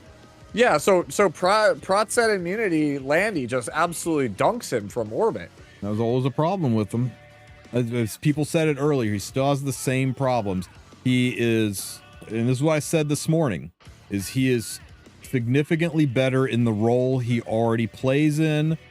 Unfortunately, that role is not playable in a current meta. So is there any change here that doesn't just make him better in the already small niche that he has? Because right now the small niche that he has is you're playing lunatic style or round mode where you're going so many rounds into it that he's suddenly good because all of his counters are banned away. The one thing I think about him that's good, right? So I don't know if he's good enough for RTA. Like I really am like, not sure if he's good there. I think what I will say, played him prior to Cleave. I was gonna say Arena and Guild Wars though. Like if you want to just cleave casually in those, I think he's great for that. Like if you're just tired of fighting Lady of the Scales defenses, he might actually be good for that. Dude, the problem is in TVG, every Lady of the Scales defense has a free run. Oh yeah. Every defense has a free run. That's why I said like everybody's so like hyped that Rand is like quote unquote back, and I'm like, is he though? Like, I don't think he know. is, and I am one of Rand's biggest fans. I've got shirtless Rand. Mode. He took a shirt off because that lowers wind resistance. So this is my speed Rand, and then I got my second Rand who's wearing a shirt, who's slower and more damage. He doesn't need the lack of drag by having a shirt off. So that's how I tell him apart. That's my damage Rand. He's in storage right now. That tells you how good Rand is right now. Also, yeah, there's Renax also in Guild War with Lady of the Scales. Yeah. Yeah, I'm not feeling it. I hope I'm wrong. I would like to see Rand make a comeback, but I don't think these go far enough, and they don't change his job. You hope he gets an EE? Yeah, 10 speed EE. 10 speed EE followed by the announcement of end of service, and then followed by the announcement of Epic 8. All this span of they gave a mid gap 10 speed EE. Why not give Rand one? How to deal with Lady of the Scales and Renak. If you go look at my GG history, you'll see that I pre-banned Lady of the Scales every single match unless I was first pick, where I first picked Lady of the Scales. And as for Renak, I just try to go first. Yeah, so can you do me a favor and just open up Epic 7 RTA? Can you just open up Epic 7 RTA stats.com? Yeah, we can do that one. We can't do GG though because we're in maintenance. Yeah. Just pull up that. Yeah, Epic 7 RTA stats. Yeah. Why don't I see it? It's in front of my screen. Epic 7. Oh, fucking. Oh, okay. Oh, wait, it's right here. Oh, wait, no, that's the damage calc. New computer. Bookmarks gone. Epic 7 RTA stats. Yeah. Cool. Epic 7 RTA stats.com. Click. So zoom in. All right. Hang on. Let me give this link to everybody in the chats. Here you guys go. All right, cool. Do you see that pre and post? Oh, nice post ban rate. Do you see actually? Yeah. Go to heroes. You're on heroes, right? Sort by win rate. Yep. Sort by win rate. Yep. There you go. Okay. So you see who's at number 1? Do you see the pick ban rate? Do you see the post ban rate? Do you see the pre ban rate? All right. Cool. How do you deal with Lady of the Scales? How is she post banned 116% of the time? She's post banned so much she's post banned 16% of matches she's not even in. Yep. All right. Dude, so what is that? than, What? Yeah, more than she. This than Harsetti. Yes. So the question is, how do I deal with Lady in the Scales? There's a word that appears in that bluish teal bar multiple times. It's a 3-letter word that begins with a B. That's the answer. There is like I said it in my Celine skin guide cheat sheet. Don't be a hero. The numbers do not lie. You cannot consistently beat it. I have talked to people who were in the Guild War tournament. They all hate Lady of the Scales because it's the only character in the game you cannot guarantee a win against. So Boiled Noodles wants to know, is like, this means Lady of the Scales needs a buff, right? Yep, sure. Let's go with that. Up for 6. Arcade. Dude, thank you for the 5 gifted to Gamma, Save, Fat Hot Shot, Mediocre, and Finn. Thank you so much, man. I really appreciate the support. You rock, bro. When Harsetti was dominant, it was like 83%. So Bossarunka and Lady of the Scales are worse than Harsetti was. I mean, some people like playing into Harsetti. Bro, I can't wait till Nobody Yulha's. likes playing into Lady. I can't wait till Yulha's part of that conversation as well. The thing that bothers me most about RTA and Epic 7 right now is this. ML5, ML5, ML5, limited, ML5, ML5, limited, Setska, ML5, ML5, ML5, ML5, ML5, Okay, to be fair, ML5, Ross is ML5, right. ML5, ML5, Mort. Morton Setska, you got to go down into the 20s before you get your second non-limited, non-ML5 unit. And that's why when people say, I think Rand Saria is going to be a thing, I'm not. What were you saying earlier, Sue? About like how the game just doesn't allow for 2 non-limited RGBs to kind of coexist in the meta. One year, yeah. You got Morton 2024, and you got Setska in 2025, bro. Well, you had Janua, right? Janua was like in January. Janua was damn near 2023. Yo, we got Lidica at 26, but look at that win rate. Does not inspire confidence. Man, Lidica, what a meteoric fall she had. Yeah.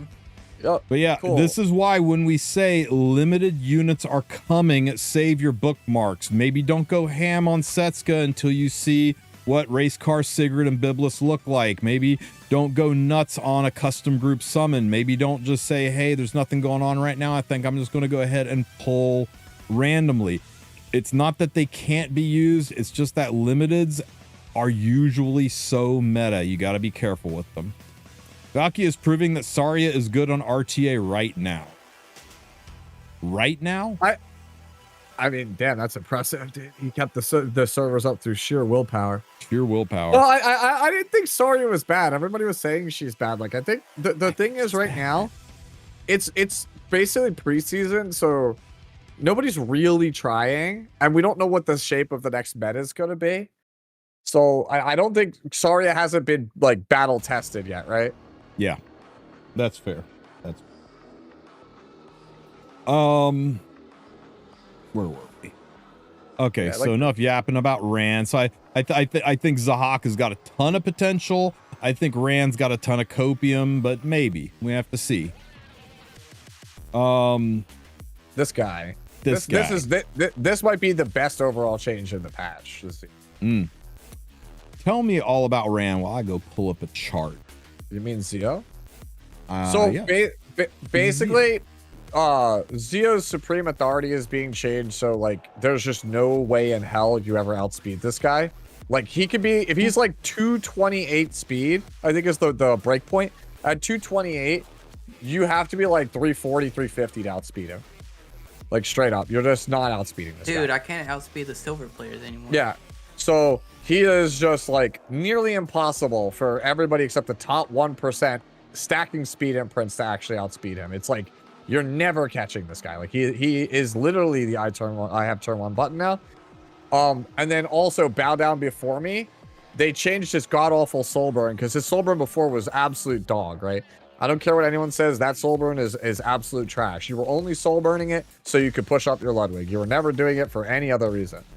But now, soul burn for 20 souls, ignore ER, means that if you put him on book and you soul burn him, it's getting silenced. It's getting pushed back. Like, no if, ands, or buts. So he is guaranteed to be turn 1 and to throw you back. And because he now is guaranteed to do his job, you don't need effectiveness on him. And because of the passive change, you don't need a ton of speed on him, which means now you could actually lean into the deify passive and build the guy actually tanky, or just go full nuclear and kill everybody with his S1. Like you straight up could just go bruiser and lose nothing. You just get to be the effectiveness and the damage one. Like, this character is going to have so much more gear score than he used to. So a lot of people don't understand how CR and speed RNG work. That first of all, it doesn't go both ways. It's 5% up only. If you are 100 speed, that means you are effectively placed as a 100 through 105 speed unit on the CR bar. It doesn't go down. It hasn't gone down since 2019. They fixed that. Second thing is speed RNG is kind of a misnomer. It is CR RNG. They take all of the units, they take the fastest unit on the team, they apply 5% speed RNG to that unit, and they place them at 100% based on that speed. So if the fastest unit, just for easy math, if the fastest unit in the group on both teams is 100 speed, and that unit, let me restart. If the fastest unit on team is like 98 speed and speed RNG takes it to a 100 speed effective speed, they'll get placed at the 100% mark at 100 speed because they're the fastest unit. After placement, when the teams start moving, it will move like a 98 speed unit. You don't keep the speed RNG through the fight. It's just for placement. Likewise, the next fastest unit, let's say it was 80 speed and speed RNG makes it 82 speed, it'll get placed at the 82% mark because it is 82% of the fastest speed on the board. 82% of 100 is 82 speed. And that's how everybody gets seeded onto the board. So Zeo gets a 30% CR boost from wherever he's placed. So let's say you had a 50% speeds or 50 speed Zeo.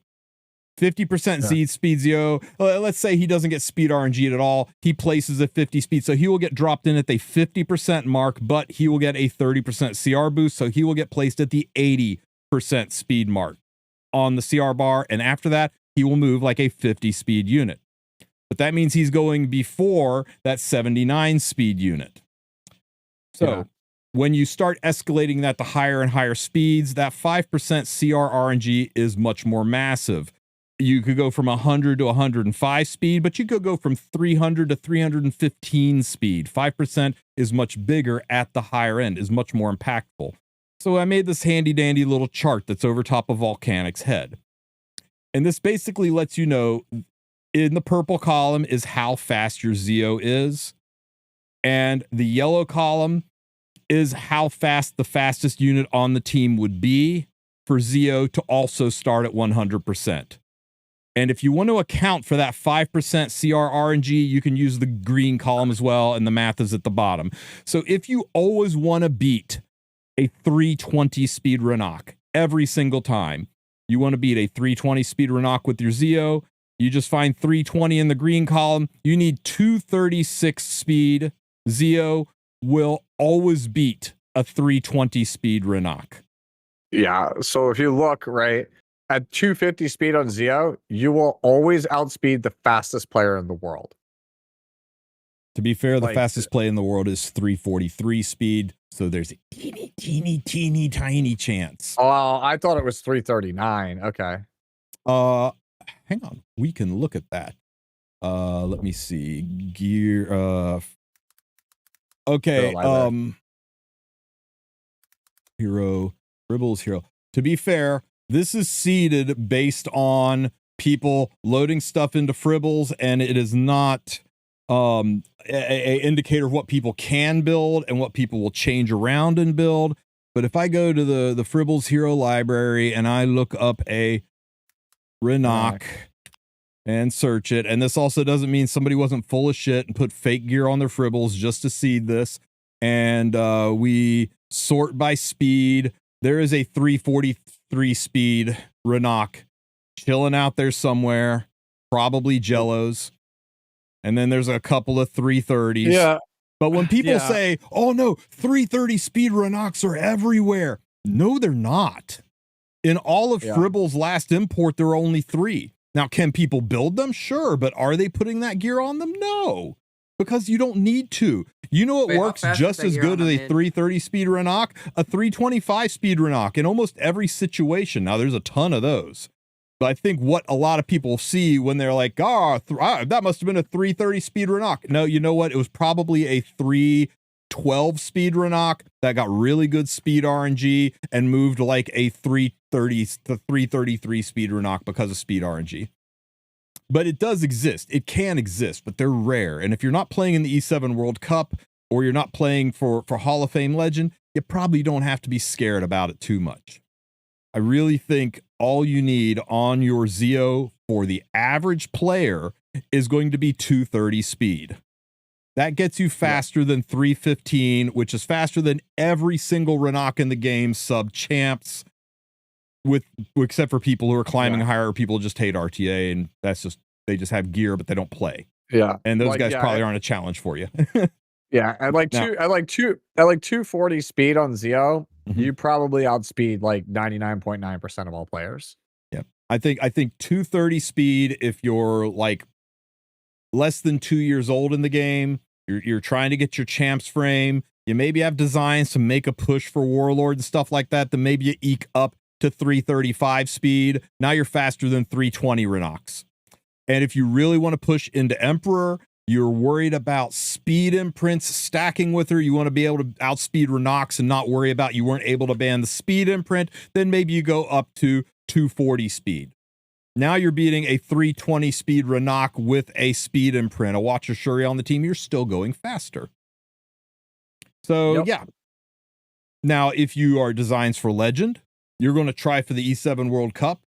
You want to make sure your Zeo goes first? Well, yeah, build a 250 and get the hell out of the way, right? But this makes Zeo so much easier to build. And I did show the slower speeds for people who do want to make a slow Zeo so that maybe their Rans can go first. So they go, okay, my Ran is 300 speed. I want to make sure my Zeo always goes after my Ran. So I'm going to need to slow his ass down to like 217 speed. So, a little bit useful for that as well. But yeah, there you go. This chart can be found on my Patreon, tristanwolf.com/Patreon. Or you can just screenshot. It's right there. Just take a screenshot. It'll last longer. Other way around. You meant, I got you, bro. You had it backwards. Patreon.com/TristanWolf. You said TristanWolf.com/Patreon. I got one you. Day, Don't worry. one day dyslexia cure for found will be.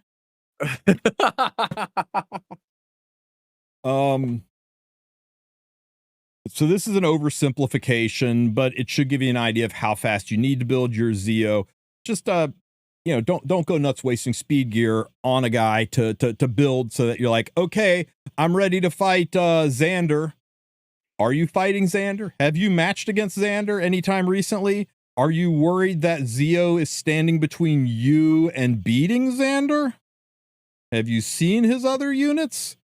So, don't build a legend tier unit to take your bronze tier account into it. Build around the tools that you have, the league that you're fighting in, the ELO you're in, so you can spread your gear around and have a more effective unit, because this is going to let you build different kinds of Zeos.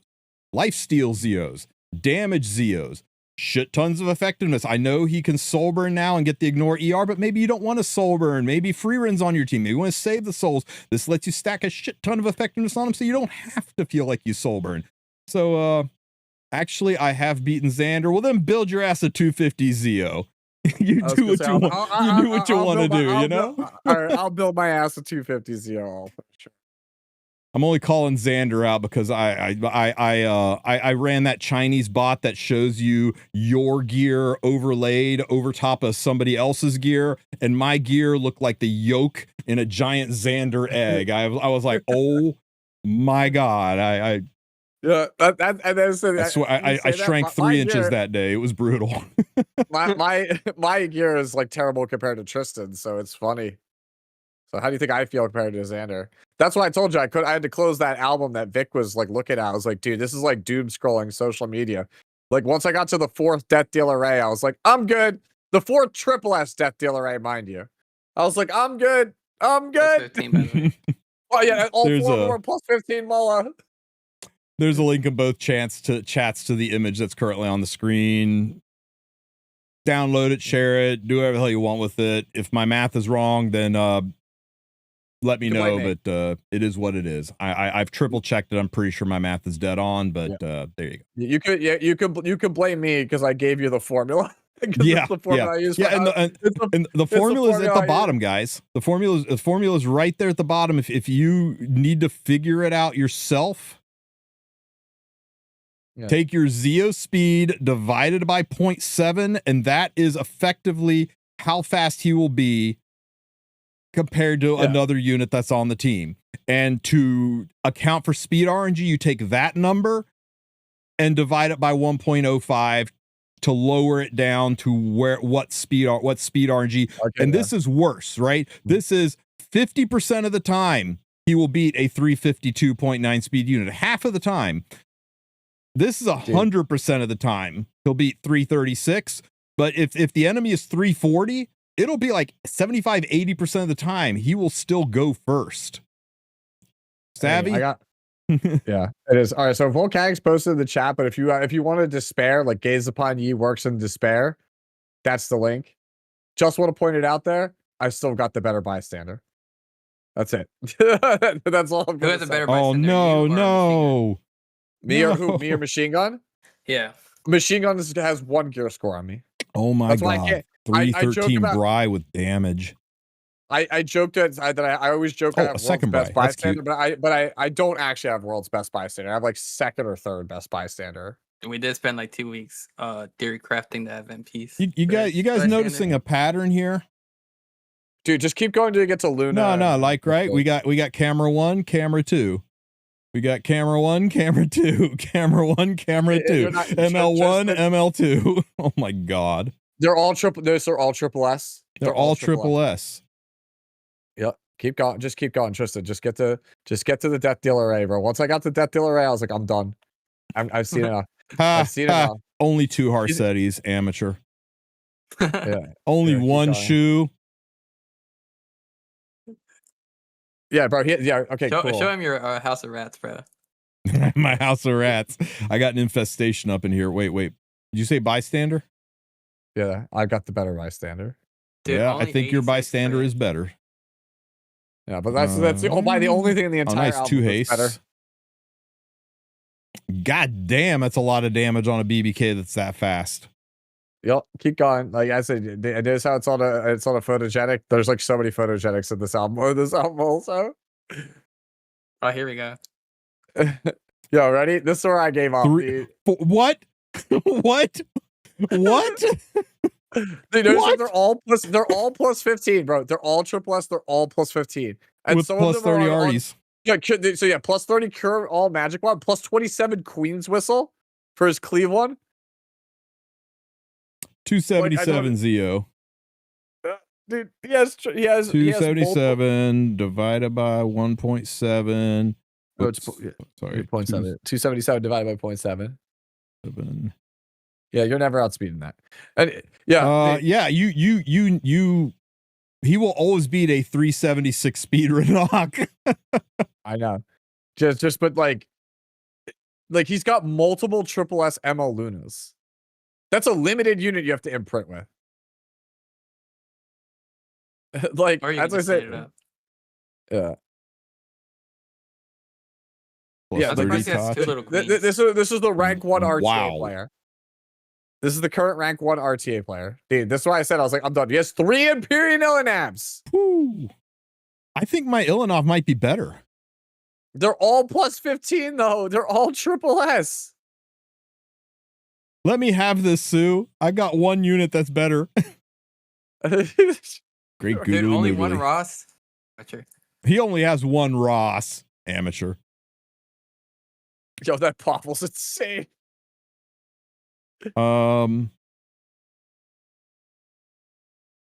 Like, I know because I played Pavel. Like, holy crap, dude. You know, he's just you, but 40 He's me. faster. He's me, but 40 speed faster. God damn. I told you. I gave up at like I think it was the Luna. It was either the Ray or the Luna. Yeah, it was the Luna. That's where I gave up. Ooh, I was Luna's like, nice. Ooh, that Luna's nice. yeah, I gave up after the double triple Lunas. I was like, This is going to be tomorrow. Right, tomorrow, this is going to be a 440 speed, 60k health LRK. No, stop! My God, Yo has the Okay. Mosu unit and he hates it. this is giving me more shrinkage than Owen. We got to stop looking at that account. Yeah, I told you. Like you said, yeah, you can't keep looking at it. You're just despair, dude. I told you it's doom scrolling. It's literally doom What is scrolling. How much in that account? I was jokingly saying 200,000, but I think it's more than that. Figures. It's definitely six figures. I think it's more than 200,000. I've seen 200,000 accounts, and that's better. Yeah, well, it's the best account in the world right now. Yeah, that's just this guy. This guy is definitely like the son of an oil baron, or is a CEO at some major bank, or like on the board of directors of some Fortune like 20 company. Bro's got Jeff Bezos on speed dial. Why don't they build that Hua with 100% crit? I mean, you just gear diff them. What can I say, man? No, the reason why is because if you're playing Hua at 85 crit, it's because you're playing it only into light characters. Because when a dark unit hits a light unit, they got plus 15. I mean, crit. you're only playing it to revive comps. What is Hua's specialty? Her entire kit is centered around when the target is light element, increased damage dealt. She is there to eliminate light units, especially heavy-duty light tanks like Senya and heavy-duty light revivers like Ruel, because she's got extinction. That's her entire thing. If she hits an RGB unit at this level of gameplay, she's probably not killing. So what if she doesn't crit? So you build her with 85% crit chance so that you can absolutely murder the light units and have that 15 that extra 20 gear score to stuff into your damage and attack. This is the higher end big brain stuff that the top shelf players play. Because if you need a unit to kill something that's not a light unit, you're probably not taking Hua anyway. She is there for one job, and that's to execute light units that are a problem. Your Hua looks way too happy to have purple boots on. Damn, bro. Whatever. We love Huayang. That's like my favorite design that came out in. What about that unit below Huayang? 2024. What are your thoughts on that with the EE and everything? Oh, I guess it's time to talk about that, isn't it? Yo, can I just like say? I was gonna say, was it? I think it was Drac. Drac told Hez, and I didn't hear anything back from Hez. That's how I know it's not a good buff. Ooh, you know what? Wait. Before we talk about that, because that's gonna be a whole ass conversation. Let's just try to stay positive a little bit longer. What do you think about Architect Leica? I hate this unit, especially when she first came out. Oh, bro, I also damn hate this shit. damn Vulcan.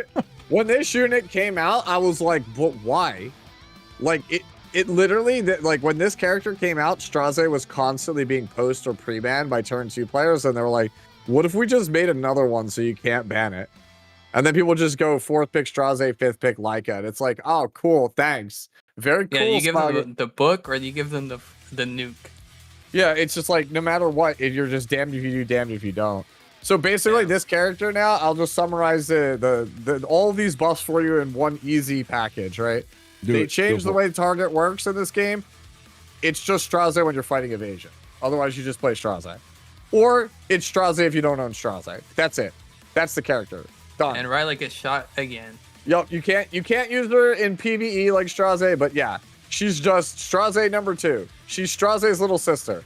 She's like, I can be just like Big Bro. That's it. That's the character. So Oh, she has. I'm sorry. She has extinction now. I'm sorry, I forgot. She has extinction now. Cool. So she shoots execution. She shoots dodge units and says, "I hate revivers." Basically, yeah, it's literally the Setsuka Ruel made hate piece. That's it. So do you think this girl's going to change the meta? I mean, there's been a lot of talk about Leica, and one, is she going to change the meta? How usable is she going to be? And two, do you think she's built like this, mid-speed with lots of damage, or do you think you drop your damage down and throw 20 more speed on her? I mean, don't you usually just play her like 270 full damage? That's the way I play her, but what do you think, Volcanics? I'm not really an aggro player, but I feel like you just play her like a Strays now. Strays on book. Yeah, it's just Straze. It's the same thing. It's like four. Good, I'm glad to hear it. I don't want to give her any more gear. This is as much as I want to put on her. A lot more openers than there was last time. Torrent, you play Torrent. If Torrent's a luxury. If you can get Torrent, you play Torrent. And now you can give her Gab with a mid.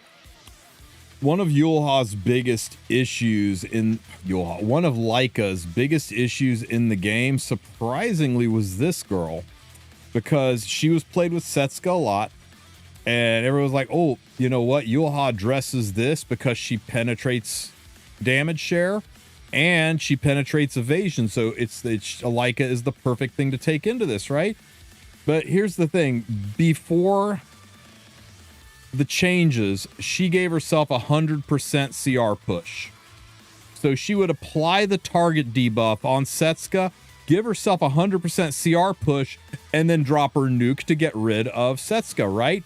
Except half of the CR push went into Setsuka, CR pushing Setsuka ahead of Leica. And then Lady Scales ahead of Leica, and then Lady Scales would cleanse the target buff, and then Architect Leica couldn't kill shit because the target buff was gone. So Smilegate, saw that. It was pretty clear they wanted this unit to work into that combo because they changed it from just 100% CR push to straight up grants an extra turn, making that interaction possible. So now she can apply the target, take an extra turn, and she doesn't CR boost Lady the Scales, and then she can drop her nuke. So theoretically, she should be really good into the two big players this season, Setsuka and Lady the Scales. But is it enough? Is she going to work into that? Do you think it's going to change anything, or is this much ado about nothing? Like, this whole balance patch is just FU Setsuka, FU Ruel, FU main Chloe. I feel like they're testing now to see what works against Setsuka, what sees play. I agree, Boyle. Because they all look like bandage solutions.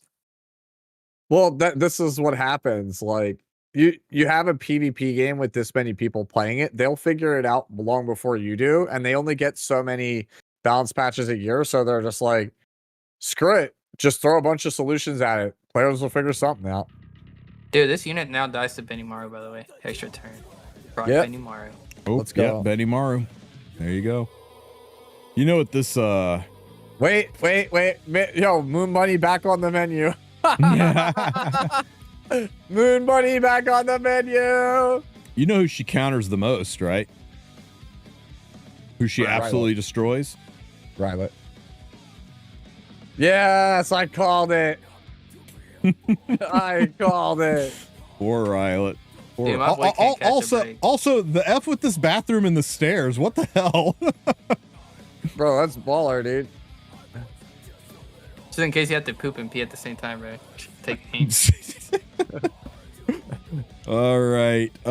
What's my free run build? I've got 2 free run builds. I think this is probably the better one if you are playing aggressively or in RTA. I think you want to be relatively fast. I need to get about 700 more HP on her. I got to re-gear her. 8,800 HP is the goal. If you are less than 8,800 HP, Renak will fold you in half. But if you're over 8,800 HP, you can survive a Renak S2, S3, and that's the goal. I'm running her with Harsetti. I'm playing PvE. I'm just trying to nuke the shit out of things. This is my DPS free run. I use her in RTA a lot less often, I usually pick this one when I'm strays cleaving and she's a denial pick or a, secondary cleanup unit. I'll usually slam her on 2 to make my opponent slam Bellion on 3, and then I laugh when I slam strays on 3. That was kind of my thing all season. And by all season, I mean the last week, because that's the only time I played, because F this season. Agreed. But yeah, build her just like this, and drop speed, drop attack, drop crit damage. We'll drop whatever you need to drop to get her above 8,800 HP. I'm going to do it with some mod boxes, but I'll get her there. Okay. Oh, and 24 is all you need on this artifact. If you go above 24, you're doing it for a little bit something extra damage, but 24 is all this artifact needs to be. More than that is kind of a waste. It doesn't hurt, but that's kind of where it peaks. Beyond that, you don't get really anything out of it. It's the same situation with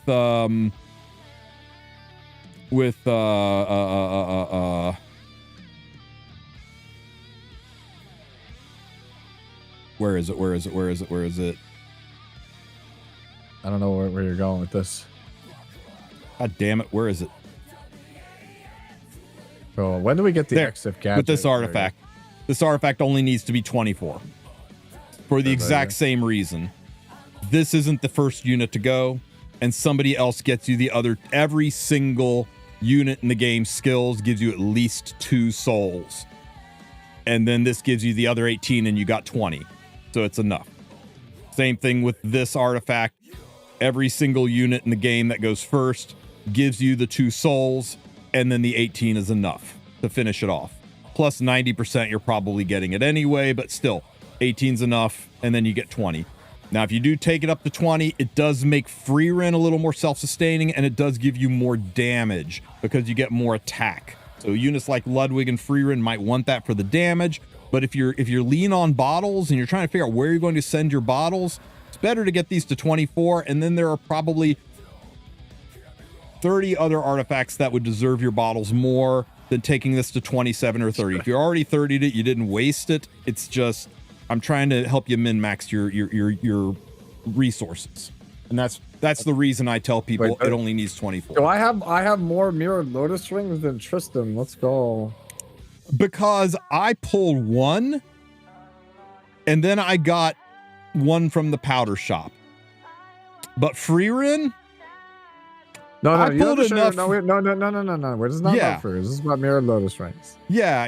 I tried for more mirrored lotus rings, and in the time it took me to get a triple S Freerun and a S rank Freerun, I pulled 1 mirrored lotus ring and 9 off banner artifacts. Freaking Smilegate. Bygones. Yep. Sounds like a skill issue. No. That picture of that volcanics. Ouch, volcanics. No. Ouch. At 2. That's a whale from Epion. That is not the will from Epion, bro, and I can prove that. Oh, No. it's not. Oh no. Oh. I don't want to. I don't want. Yeah. I don't want to know. I don't want to know. Moving on. Past Leica. Oh, that's nothing. That's nothing. Here, Yeah, the will from Epion has a mod plus 30. I got you. We're talking about. Let's say Apocalypse Ravi.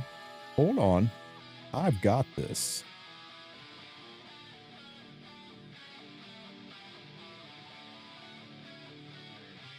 What are you looking for? You see this thumbnail right here, guys? This one right here in the middle. You see that background? Can you see that? That background, which I keep jumping past. Where the fuck to go? There we go. That background there behind Insane Free Rimples, that background, that's not photoshopped. And that's not even the entire screenshot. That's row after row after row of plus 30 mirrored lotus rings. All on different units. Every mage, basically, that was played aggro. Yo. Yeah.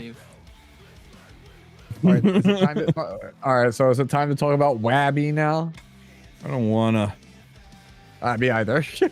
Okay, guys, are you excited for Apocalypse Ravi? Oh, poor Ravi. Ravi, who has one of the most tragic stories in the entire game. So Smilegate did her a solid, made her ML version a badass empowered war goddess who ruled the meta with an iron fist and a steel axe, was so powerful that the only way Smilegate could think of to beat her was to come out with Firehua Young, who was so strong that she killed literally every unit in the game, except for Ravi. Irony.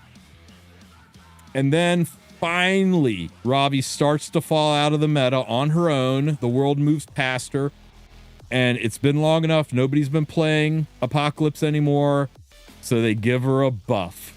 So tell me how powerful and beautiful this buff is. I'm gonna let you guys take it from here and just relax and enjoy the show.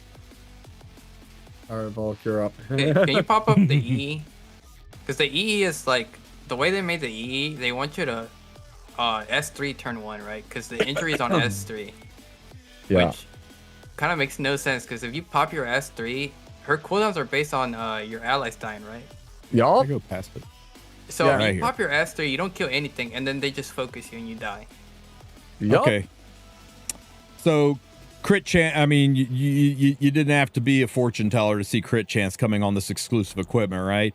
Increases the damage dealt by Deliverance Soul Exchange. That is her S3. So her S3 does 10% more damage, right? Riley get 10% more damage on her S3. Pretty nice. And she's going to inflict injuries with a 30% cap on the injuries. That's not uncommon. So up to, that doesn't mean she will do 30% injury. It means if she does enough damage, you could get up to 30% of their health injured out in one hit. And remember, injury caps at 50%. So if you hit it with this twice, 50% injury, that's as far as you can go. Go back to the buff so I can remember everything that she does, because it's been I haven't looked at it in like a day or Dude, two. it just reads like a shitty Alencia. All right, so keep that in your mind. Plus 12% All right, so pass crit, so plus yeah. 10% damage, and you get some injury. All right, from the top, lose 30% crit chance for fun. Increases penetration resistance by 30%, which will make her significantly harder to kill for a lot of the meta DPSs. That's good. This is the big one. Yeah, instead of before, you would get healed at the moment of being attacked. Now it's after being attacked. So basically, before, you would get healed and then take the damage. Now, you take the damage, then get healed. So why is that a big difference? Because before, you could literally heal out of things that would kill you. Now, you have to survive attacks in order to get healed. If you bring her steady flan, does this proc after the hard steady hit or after the flan hit from the dual attack? I think it's both. It's after the hard steady hit, before the flan hit, but then again after the flan. Because it's you lose 10 fighting spirit each time, so you lose 20 fighting spirit. So for those keeping score at home, what this means is that you got 1,000 health left on your Apocalypse Ravi, and somebody hits you for 1,200 damage. Before she would survive, before she would get hit, heal, and then take the 1,200 damage and still be alive. Now she gets hit for 1,200 damage and she's dead. She doesn't come back from it.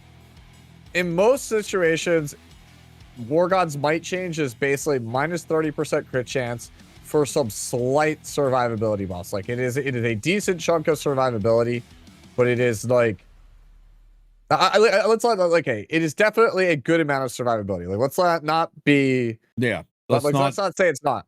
Let's say not it's talk not, down it's actually Penrez. It's definitely going to help a lot, but it doesn't fix like certain issues, because the main issues that this character has right now is that she sucks versus injury, she sucks versus debuff, so this doesn't help you in those situations. Then you come to the S3, right? When an ally dies, grants War God to the caster and resets the cooldown of the S3. So if an ally dies, you reset your S3 and you get the War God status, which increases the defense penetration of Delivered Soul Exchange by 50% and dispelled after the effect activates. Now, in case you didn't notice, the S3 lost the stacking damage. So the S3 is weaker now than it used to be, but it gains defense pen, assuming your opponent quote-unquote misplays. Because your opponent, knowing this with the changes, they're just going to hard focus Ravi the entire game, because she's going to be like ML Haste. Why would you kill anybody before you kill Ravi? Because otherwise she just gets her S3 back and she just dunks the character from orbit. And then they give you back, if you are somebody who has full imprints on a Ravi, You get back 17% of your crit chance. The EE gives you 12. So overall, you're still down a net 1 crit chance. You're down on S3 damage. And in exchange, the character is harder to kill, still has all of the same exact bad matchups. And you get to injure Genesis Ra's turn 1 so that you don't get hit as hard. I think if the EE wasn't a fumble, this buff is actually decent. Yeah, I think the EE should have made her immune The EE to was a big fumble. CC or Yeah, that's it. immune to injury. Okay, immune to injury, I don't think it should do. I just think that Urban Shadow Shoe is a mistake. Giving it stealth is absolutely a mistake, I still think. Like, because there should be counters to A Ravi. She should have outs, but like, when they're as strong as they are, like Shu, it's like, how are you supposed to, do anything? Like, that matchup's just like unwinnable. So you're just not going to pick the character until 4-5. Like, I don't know. This is one where we'll test it and we'll see. On paper, it does not look particularly good. And like Volcanic said, because the exclusive equipment is what it is, it feels like a massive fumble because all it's really doing is just saying like, hey, I use it on a bruiser turn 1. Maybe I don't die from whatever their health scale. I'm not gonna lie, her EE looks as useless as 10A1. Yeah, it's pretty. I would say it's probably the second worst one. Just like at a glance, it's the second worst one. Like Stene is the worst one. This is like as good as like Specimen says, I feel like. Okay, I want to go over a couple of things. Minus 30% crit chance is horrifying. That's what, about 45, 48 gear score right out of the top. You got to make up 48% somewhere out of your health, out of your defense, out of your speed to make up for this lost crit. Now, there's going to be a bunch of people saying, oh, but she gets it back in the imprint.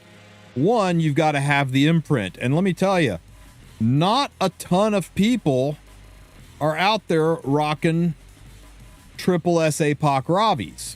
And those that are rocking triple S APOC Ravis, yes, you get that 16% crit, but you're giving up 27% ER.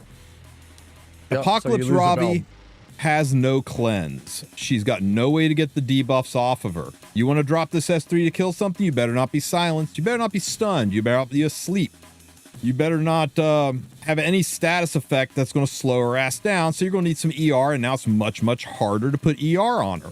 It's much, much harder to build her with the damage. You're probably going to have to give up some of your bulk to get the crit chance up so that she can kill. But that's okay. You give up some of the bulk. It's fine. Just put Proof of Valor on her. How are you going to put Proof of Valor on her when you basically have to run a limited artifact to give her some way to self-cleanse the debuffs that shut her whole kit down? Yeah, you're basically gonna have to play her on. You're gonna have to play her on Sweet Miracle. Yeah, if you don't play her on Sweet Miracle, I think you're I think you're inting. Yeah, you're trolling, right? I mean, how? Because otherwise she will really just get controlled by. How many things in this game don't do control right now? Like every new thing that comes out has got silence or fear or stun or sleep or some kind of gimmick that slows shit down, right? Yeah, it straight up, like, in order to get this character work, you have to have a Sweet Miracle, and it's like, are you giving up your Sweet Miracle on like Conquer if you play her on that? Are you giving up Sweet Miracle on Laya if you play her with the new EE? Like, are you giving it up on Shu? Okay, who's playing Laya, man? Let's be honest. Well, let's say you put Sweet Miracle on her. Where's your damage coming from? Oh, I guess I'll just build her with some extra damage. Where's your bulk coming from? Oh, I'm gonna put her on damage and bulk. Okay, so she's base speed now with no ER. It's gonna be rough, guys. It's gonna be rough to build. Now, like, this is all on paper, right? Like, we could get into the game tomorrow and find out this character's actually cracked. Like, that's always the possibility. I mean, it's happened before, right? Karina. Yeah. Like Karina, Bissell, Euphine. Yeah. We've been very wrong before, but on paper she looks very bad. I don't think this character is like bad or anything. It's just like, man, like, there's not a lot of situations where I feel great picking the character, right? And maybe, again, I hope I'm wrong. I really do, because like, I love Ravi meta. I liked. I actually didn't mind most of the metas where APOC Ravi was good. I will give you one thing, Sue. Till the last shop rotation she was on. I think the one before this.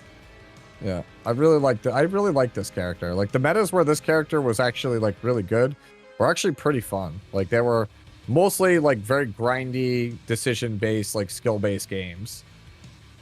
Oh, don't judge my I- APOC guy. She's gear holding, dude. She's not even on a full set.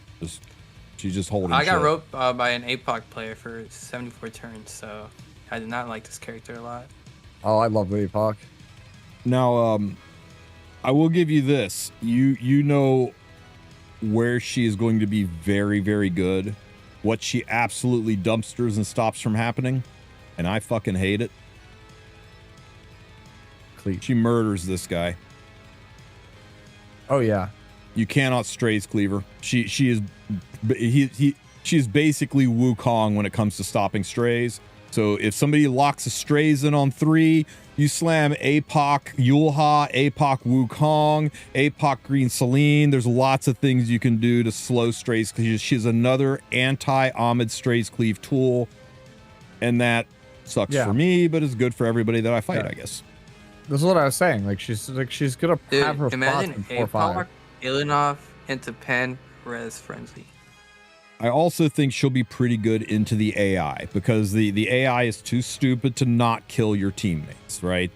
You'll be able to use her probably in Guild Wars, maybe in some arena. You'll be able to use her in places where the computer's going to be too dumb and is going to kill some of your friends, so that she'll get her S3 and then she can dumpster the enemy team. You're playing somebody with a brain, they're going to hard focus her and then she's dead, and then they move on. Genesis Ross and GVG. Oh, Genesis Ross, I think she's got a really good niche into him. Well, that's what I was saying. You just turn one S3 Genesis Raz and it kills a lot of his damage. Like that's like what the EE feels like it's designed for. But like, but in RTA, I'm like, well, then they just turn around and just go Soulburn S2 S3. Genesis, like nice, Ravi. Genesis Ross is too new to hard counter yet, but I think they are realizing that they maybe turned the dial up to 11 on Ross, and maybe they went a little too far. And I think this might be a first toe in the pool baby step towards giving people answers to Genesis Ross, so he doesn't feel so debilitating without taking away a powerful tool from new and mid game players either. So it's just, you know, a little theory I've got on the side. I feel that this is them testing the waters of countering Ross without ruining Ross. Well, yeah, because like go ahead. I will say they need to do something about his artifact not being available to new players. Oh yeah, it's pretty bad. Like I one shot and a couple of people on my Discord have just submitted ticket after ticket being like, how is the unit freely available all the time, but his artifact is literally not? Like it makes no sense. Like it dude, without the artifact, I guess symbol, but you want to use symbol on other characters. He's so much worse without the artifact. And it's like, how are you supposed to deal with this? Oh, and yeah, that's a really good point. If you run your Genesis, or if you run your APOC Ravi not on immunity, expect Ross to just fold her and collapse her like a cheap card table. Table. Is it time to talk about the new character yet? Well, I think Ashuri looks fun, nice for cleavers. Hasol, I think for a specialty change. I think it's pretty freaking obvious it's for a specialty change. Dude, she's pretty good into Setsuga and GVG. Yeah. The last specialty change was a Miki. September 2024. Yeah, 13 months ago, 14 months ago. Before that was Christie in December of 2023. November, December 2023. So specialty changes are popping out at about a year interval. They've slowed them down a lot because there's no real profit in it. There's a shit ton of work, no real profit. Yeah, I think they lose money. Every single year they did 4 specialty changes. 2024 was the first one where they did not do 4. Yeah, I expect to see specialty changes slow down to a crawl, guys. For all the people that don't have Holy Sacrifice, Mature Sunglasses is getting better. I will say this, Mature Sunglasses, limited artifact. Apocalypse Ravi requires limited artifact. Current exclusive equipment in the shops are for 2 limited units. We are almost exactly 10 months away from a custom group summon, and they run every 9 to 11 months on the nose. So expect after all this shit goes down, after young Senya and Sigurd are gone, sometime in December, probably, expect us to roll into a custom group summon. Just throwing that out there. All the signs are pointing towards it. I can't guarantee it. I don't have insider info, but Smogator creatures a pattern, and it's pretty easy to see the writing on the wall. Is it time?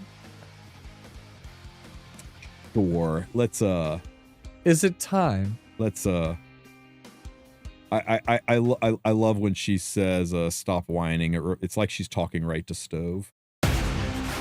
Laura's the goat. Talking to me. That's enough whining. Time to be fun anew. Welcome. So, what ails you today? Okay, so sexy nurse Yulha is coming out in what? 5 hours? 5.5 hours? Something like that. Oh, hold on. I saw some people in chat saying Apoc Ravi's buffs are in preparation for sexy nurse Yulha. Maybe. It will definitely make her better. That actually sounds cancer because you have to kill the Ravi first, but then the Yulha brings it back. Mm-hmm. That actually sounds cancer. Yeah. Okay, all right. Hey, You know what? I can't wait to dark Hey, horse Ravi Meta, every let's go. Basarunka. Hey, Ravi in your Meta. defense. She's back, guys. Yeah, her S3, that S3 damage being reduced. All right. Tell me what you guys think about sexy nurse Yulha while I go look and see what All right. Well, the I'll get hell the Apoc background. Ravi does with 60k health. We'll get the background ready. There we go. Right. There we go. We had it on deck, right? There we go. Her gets on a pet house, right? Yep, there you go. We're back here again. Here, I'll hide myself for those who want to see it. Into 1,000 defense unit with no buffs whatsoever, but Arius is in play. Full 20% damage transfer and full 10% defense boost. Her S3 does 26,486 damage, and this is before 50% defense pen. Yeah. Yeah, her S3 will erase anything if Yulha pushes her up. That's wild. All right, well, you ready to rip the Band-Aid off this thing? You want to talk about her, or do I talk about her? I'll be honest. I saw the meme where she turns a unit into the Colossal Titan, and that's about all I know. Okay. So yeah, there's a reason I switched my background. Because it's literally just, oh, cool, it's the problem again. Okay, Spectre Alt just supered us up here. Thank you so much, Spectres. And I think he's going to start it off well with this question. This statement. Just feels like Yulha isn't what we need for this meta. It's just compounding on the choices, on the choices don't matter format of the game. You guys want to take that? Yep, nope, I agree. I was livid when I saw this character because obviously if you've been on Twitch on any of the RTA streams, everybody's just been spamming in all one word in all caps, Ruel made, right? Because that pretty much exemplifies the whole format. Ruel made with plus Setsuka, right? And Yulha is basically 2025 Ruel of Light. Whereas Ruel of Light was 2018 Ruel of Light, we needed to have, here's a Ruel, but it can't be a turn 2 only Ruel because, then turn 1 players won't pull it. So what if we made a Ruel of Light that works for cleavers too? That's basically the character in a nutshell. If you're turn 2, cool. You got another Ruel of Light that enables a reverse cleave on something like Genesis Rouse or Apocalypse Ravi. If you are a turn 1 player, though, because her base speed just was engineered to be fast, right? She's got one of those like New Moon Luna stat lines where it's just, okay, it just happens to be tanky and fast for no reason. You could just build a 290 speed one and just say, hey, you know what? I'm just going to cleave with her because she's actually just an Augslots that buffs health scalers. So yeah, that's where we're at. You either... If you're turn 2, this is a better Ruel. Well, a different Ruel, I should say. If you're a turn 1 player, this is a different Ahmed / take your pick of Cleave opener. Thanks, I hate it. So a couple of people have been asking in chat, and I tried to answer it while Sue was talking, but penetration does stack, but it stacks multiplicatively, not additively. So if you have the 30% pen resistance on Ravi, and you go into warfare rules with another 30% pen resistance, it's not 60%. It's 30% twice. So you say you're at 1,000 defense, you take 30% off of that, you go down to 700 defense, and then warfare rules take another 30% off. So you subtract 210 from the 700, 30% of the 700. So you go down to, what's that, 590 defense. You don't go down to 400 defense as if it was a 60% cut. It starts to table out after a while. It is impossible to get to 100% penetration stacking, or 100% pen res or 100% penetration by stacking that stuff. It's all multiplicative. The only way you have 100% pen res or 100% penetration is if the skill just gives it to you right out of the gate, like Watcher Shuri's S3. Clear? Yep. So 70, yeah, it does stack, but not it doesn't stack as aggressively as you think. 70k ML Luna S2. Thoughts? Question mark. Once again, thanks. I hate it. It's quite terrifying, guys. So she increases her own attack by her max HP? Yup. She is a Ruel. Nope, that's correct though. She is a Ruel of Light that can carry a game with damage. Well, she is a thief. Yeah, they're cooking on this one. Yeah, as S1 is just like, cool, what if my support / reviver / setup character could do 10 to 15k? And then the S3 is just the worst fusion of Ravi, Ruel S3. I mean, this goes back to what I said to Tristen a while ago. I feel like every unit, it's not even a team game anymore. It's just which 4 units have the best kits, and then you pick those. That's power creep, guys. Like, that's what I've been saying this forever, man. Like, that's what happens when you hit the ceiling. Like, there's not really anywhere else to go. Like, you can't make games shorter because everyone can end the game in 1 turn. So now characters have to be more efficient to end the game in 1 turn, or they just have to cover multiple roles. And let's talk about this S3 real quick, because it's not just superhumanization is not just 100% to the health. It's also 100% boost to the speed. It's not just doubling the target's health, it's doubling the target's speed. And it is you notice the solid color on this buff? It is non-dispellable. It can be stopped with a buff block, but it can't be stripped. It can't be removed. You just got to wait it out. And it sticks around for 3 turns. Undispellable, by the way, because yes. Undispellable for 3 turns.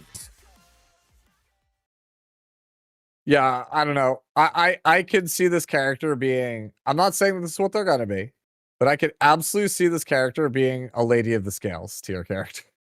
Everybody talks about all these other units. I'm pretty big on Last Rider Crow. Maybe I'm coping. This is my bit of copium, and you're gonna let me have it. Because you know what Last Rider Crow has here? Last Rider Crow, his S3 does damage based on health and speed, and his speed scaling mods are pretty heckin' high because you can't build Last Rider Crow very fast, so the mods are kind of high. Except now this is a 380 speed Last Rider Crow for 3 turns, and he's going to have 54,000 health. Yeah, how much does that 3F do? How hard's this horse and 3F going to freaking hit? And then he's going to lap 2 turns. Because he's that freaking fast, he's going to lap those last 2 turns so fast Don't forget his S1 gives speed buff. Yeah, his S turn gives speed buff too. Holy shit, guys! Holy shit! There's so many. Everyone's like, "Oh, it's going to be Ras." Oh, imagine what Yulha's going, what double Yulha's going to do. There are so many interactions. Good God, how many times? How fast would that 343 speedrun knock be when she's superhumanized? I don't want to know. She's almost 700 speed. Yeah, bro. Where's GH with the revenge Elspeth Lone Wolf Para, bro? So yeah, this is wild, and I'm very curious to see if this is going to be. You know what this reminds me a lot of, Sue? What? This reminds me a lot of how we felt when we were talking about this girl, right? Hey, AoE to be block's fair- going to end the world. I mean, we right, everybody, not just you and me, but everybody's talking like this is going to be the end of the world. How are you going to be able to survive superhumanization? How impossible is it going to be to beat? Maybe it'll be like this, right? Where she is stupid fucking strong, and in her niche, she is very hard to deal with, but she isn't going to run everything over like we thought. I'm freaking hoping, but yeah, I don't like that we have got yet another reviver, full reviver in another revive meta that basically is Ruel on steroids. I'm worried about it. I'm very worried. Yep. Briar Witch Asarius stocks through the roof, and don't forget Sinful Angelica too. That's the thing. I know people are like, but you could get Briar Witch to stop the revive. Like, bro, like, what if I just make a character that's a carry that's so unkillable that I don't even have to care about reviving it? That's the thing. Like, let's bring out Fire Ilinov with this Yoha. Yep. Something I want to point out that I got wrong initially. I watched the video. It says that you know, she superhumanizes and then gives them a 50% CR push, but that if the target's dead, she revives them with 100 health before the same effect singular is applied. And we were curious, like, does this mean effect singular? Does this mean that she applies superhumanization, but they don't get the 50% CR push when they're revived? Went back and watched the video. She brought it back to life, and it shot down the bar 50%. So yeah, you still get that 50% CR boost and the superhumanization. Dead or alive, you get everything. Thank God that other Bring one, health. that last line of text is there, because I would not like to play against this character with a ram. Thank you. I'm glad this isn't here because holy shit, how many prophetic candlesticks are we gonna have to deal with? Yeah, they need to honestly get like ban prophetic candlestick from PvP. It's getting to be a serious problem. Oh, you don't like playing 120 turn games against the bat? No. What about Wretched Rose? Wretched Rose will work because she's not impacting the cooldown. She is resetting the unit. Yeah, she's returning into the state at the beginning of battle. We know Wretched Rose works on her because she works on freaking what's her name on Elvira, who also can't have her skills cooldown. So if it works on this text on one unit, it will work on this text on this unit. So yeah, Wretched You know Rose what I'm players, scared of? there you go. 5-star candlestick. That's what I'm scared of. You know what? Me too. 5-star candlestick, man. 50% chance to proc. Yeah, so don't immediately jump the gun and pull this character unless you really like the design. Wait for other people to test it, but I am fairly confident, like, that this character is gonna be broken.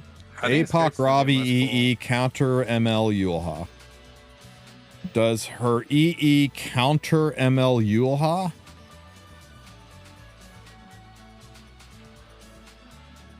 Like, what do No. you mean by that? I don't think so.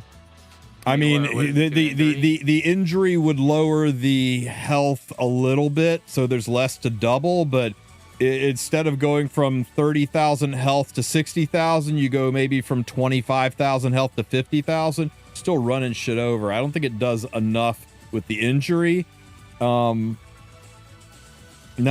I don't think so. I think if anything, Apocalypse Ravi's changes was designed to work with Yulha, or to maybe we're done in such a way so that they could change how APOC works, but not make those two rule the entire game together.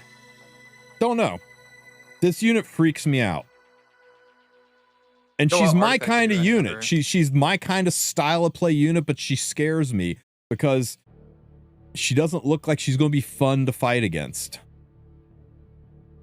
You know what, Joe? You Combat can play readiness, Candlestick Yohai. You got it, bro. You do you, fam.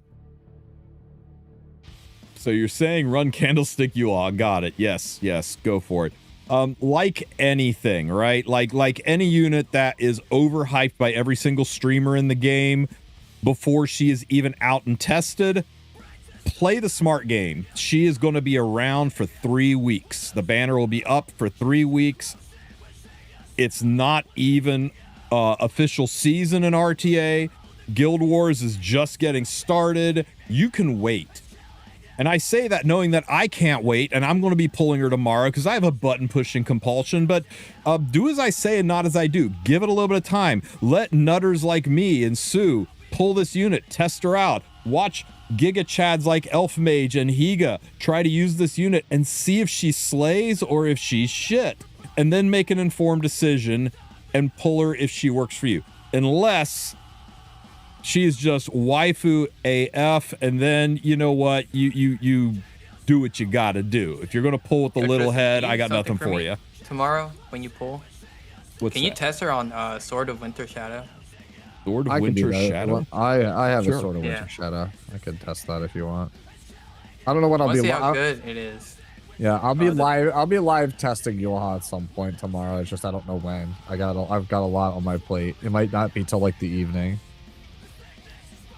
Now with Yulha tomorrow, we get the third and final chapter of the incredibly exciting... Wait, is it actually the final chapter? It is actually the final chapter, guys. So here you go. Some people haven't seen this yet, so I'm just going to play it in its entirety for you. It's only a minute long. Enjoy.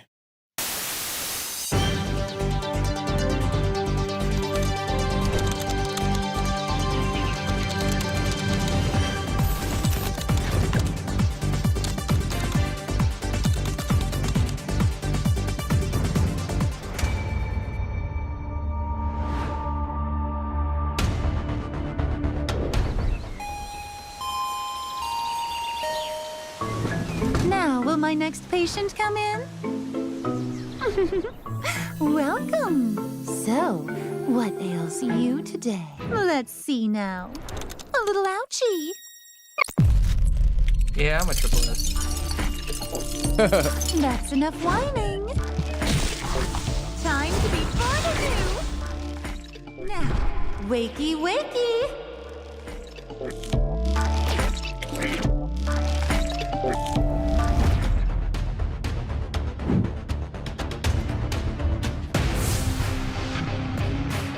The way. Rally up, everyone. Where the banner leads, you follow!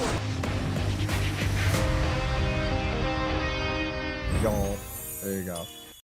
They're pulling all the stops out for the third and final chapter of Natalon High. Whether you think it is cringe or not, you can't deny that the art in this that came out of this this Moonlight Theater doesn't make up for it. Dude, is bystander Arya eyeing a cigarette? Bystanders over there saying life's not fair. Life's not fair. Yeah, she's like Arya, like, do you do like special exercises or something? what are you eating? Why? How? Poor Hua.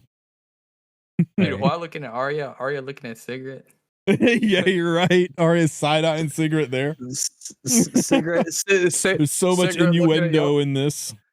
So guys, looking at Yoha. So guys, right? Holy crap! Yeah, where's this skin? Yeah, really. This reminds me of Tori, right? Where the, you know, there's like a skin version that was just better. I just realized it's Lone Wolf Para's outfit. It's the same like sports bra. Oh yeah, he broke in and stole Para's stuff. Yeah, well, she works at Para's shop. Like it's actually like their shirt, their logo. Yep. I'm about it. I mean, don't get me wrong. Where the banner leads. That's such a badass pose. Yeah, there's nothing wrong with this, right? Especially in reverse. But it's like. There she goes, guys. Woo! Nothing wrong with this at all, but I do like this a lot. Freeze, enhance. I did message Smogate and I said, Skin, where? Come on, make it happen.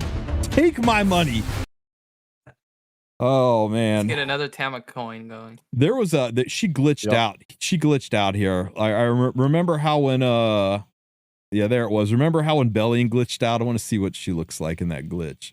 Ooh, just all dark. Yeah. It'll be interesting to see the villain, the thief that's hiding behind in the guise of being a healer. If we might be canonically correct that she is a thief masquerading as a soul weaver, because I think that's what we got going on here. They said there was a criminal, and then all of a sudden, and all of a sudden she just shows up, mysterious new nurse. Illegal gambling in my gotcha game? No way. Yeah, she's wearing Sigurd's top, or Paris top, isn't she? Yeah. All right, guys. She'll be out tomorrow.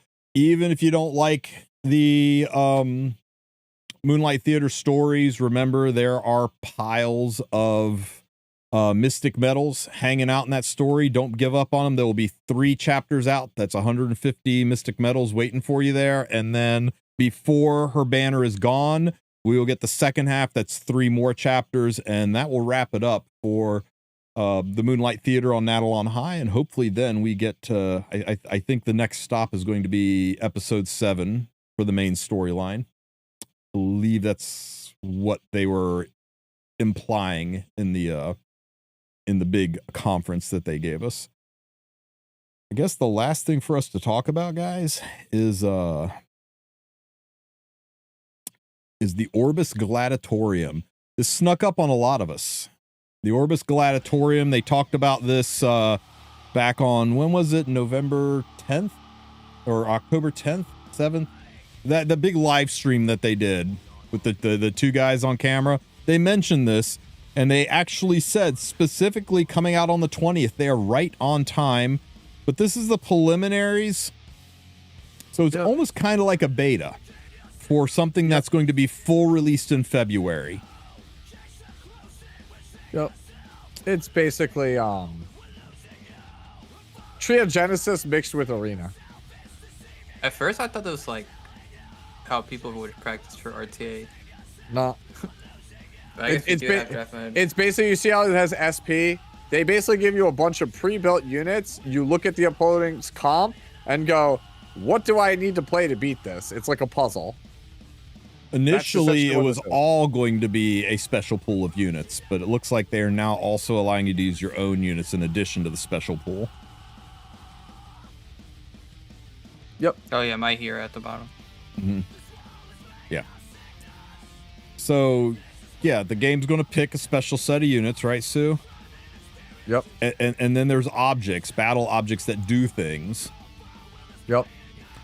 And you get to pick a battle object to help your team, and the game is also going to pick a battle object to help its team, and you're going to have to figure out how to defeat the enemy team based on the pool of heroes you've got, the pool of heroes they give you, what's going to be the correct objects to use, and as you go through it, you will get rewards for doing it. You know, for winning multiple times, you'll get things. The rewards seem very similar to what you would get from the Brawl mode, and it's a similar kind of PvE. It's going to be a time-consuming PvE that's going to be a little bit of strategizing, a little bit of problem-solving, a little bit of puzzling, and there's some nice rewards. And of course, right there is some of that Astrium. I told you guys it wasn't going to be a one-time shot. They're going to constantly feed us this stuff, either through paid versions or in-game versions, ways to be able to go and craft your best stuff.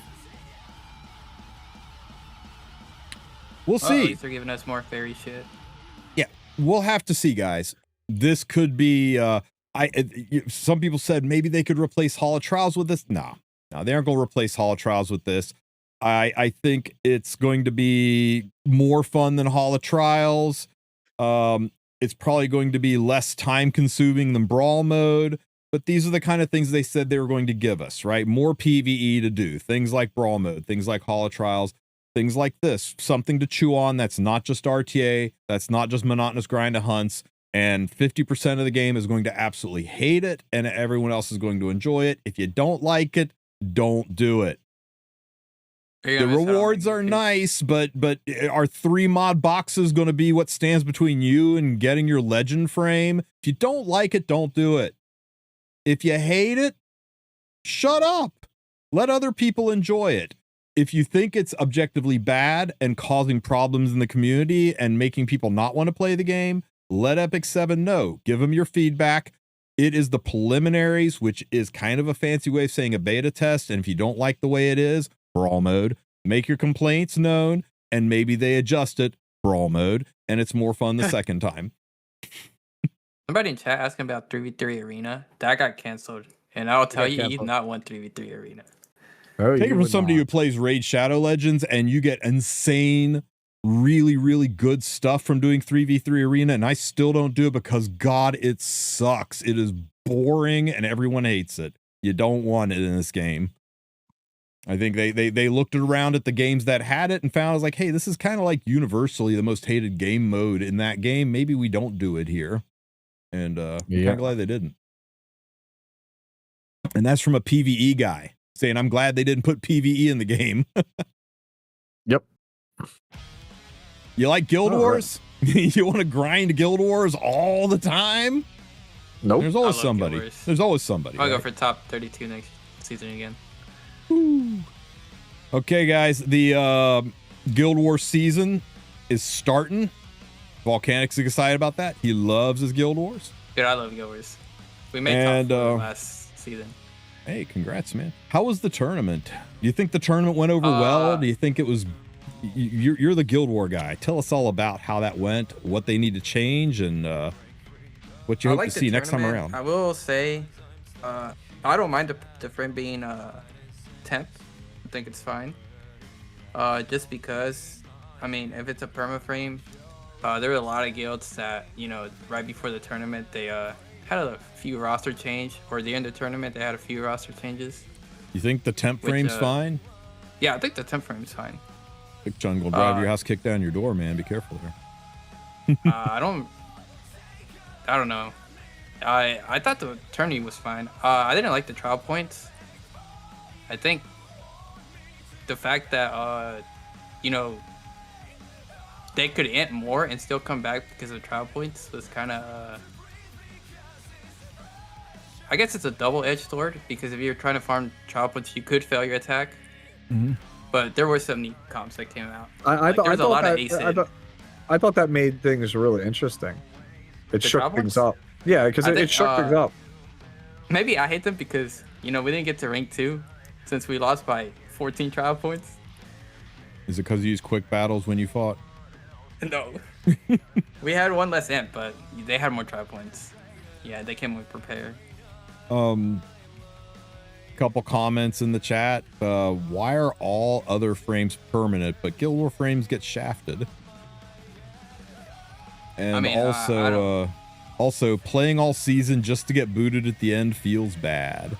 You think was that a problem? You think, Volcanics? Is that something that needs addressed, where people play all season with a group and then they start stacking their deck to you know, with Giga Whales who didn't help out but were, you know, are there for the frame, and, you know, kicking veterans who helped pull the guild up only to get them kicked out to make room for some $200,000 account to roll in to help seed it?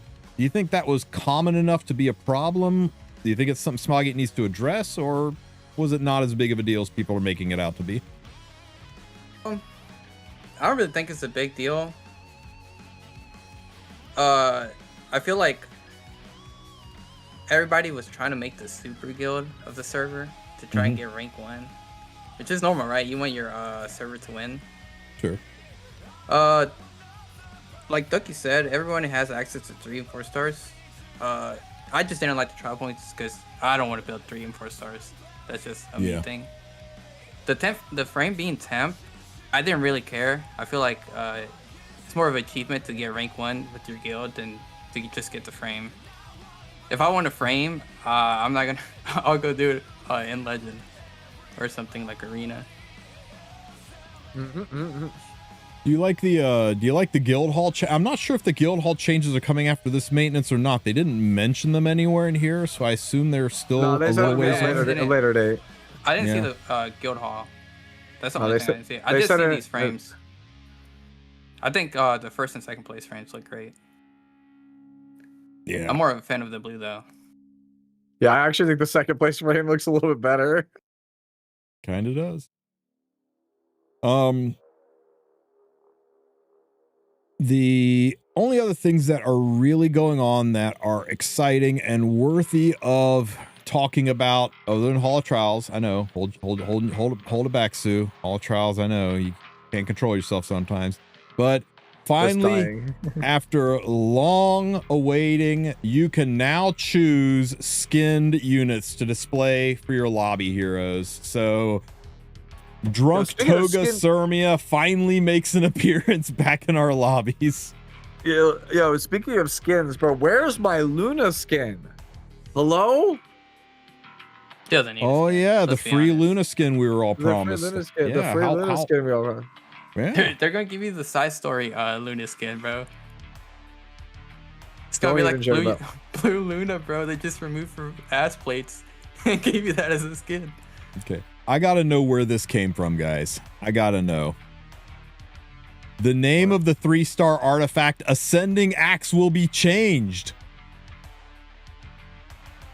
No functional changes. What if they need that for why? They're gonna make a 5-star call that. They're changing it to Descending Blade. It'd be so funny if they changed it to Descending Blade. I would love it. I would freaking love it. But yeah, I don't know. Maybe Ascending Axe in some other language makes a I don't know, maybe some of the way the letters are rhymed make a banned word or something. If anybody knows why Ascending Axe is no longer acceptable and is just being changed, let me know, because I'm damn curious. What did Ascending Axe do to hurt Smilegate that they need to change it? Please let them change it to Descending Blade. That would be amazing. That's pretty much it, guys. Everything else are, you know, bug fixes and patches. Nothing else exciting. Maybe collab incoming. The other company wants the name. What collaboration would use? Is there an Ascending Axe in Bleach, Sue? No. Okay. That means it's getting added to one of the Bleach characters. Confirmed.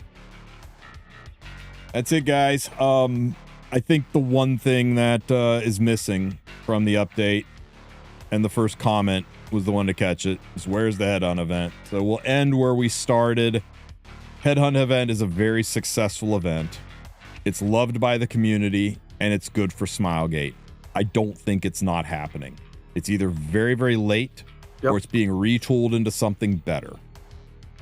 Maybe the chances of them just... Friday. It is the 7th Annie.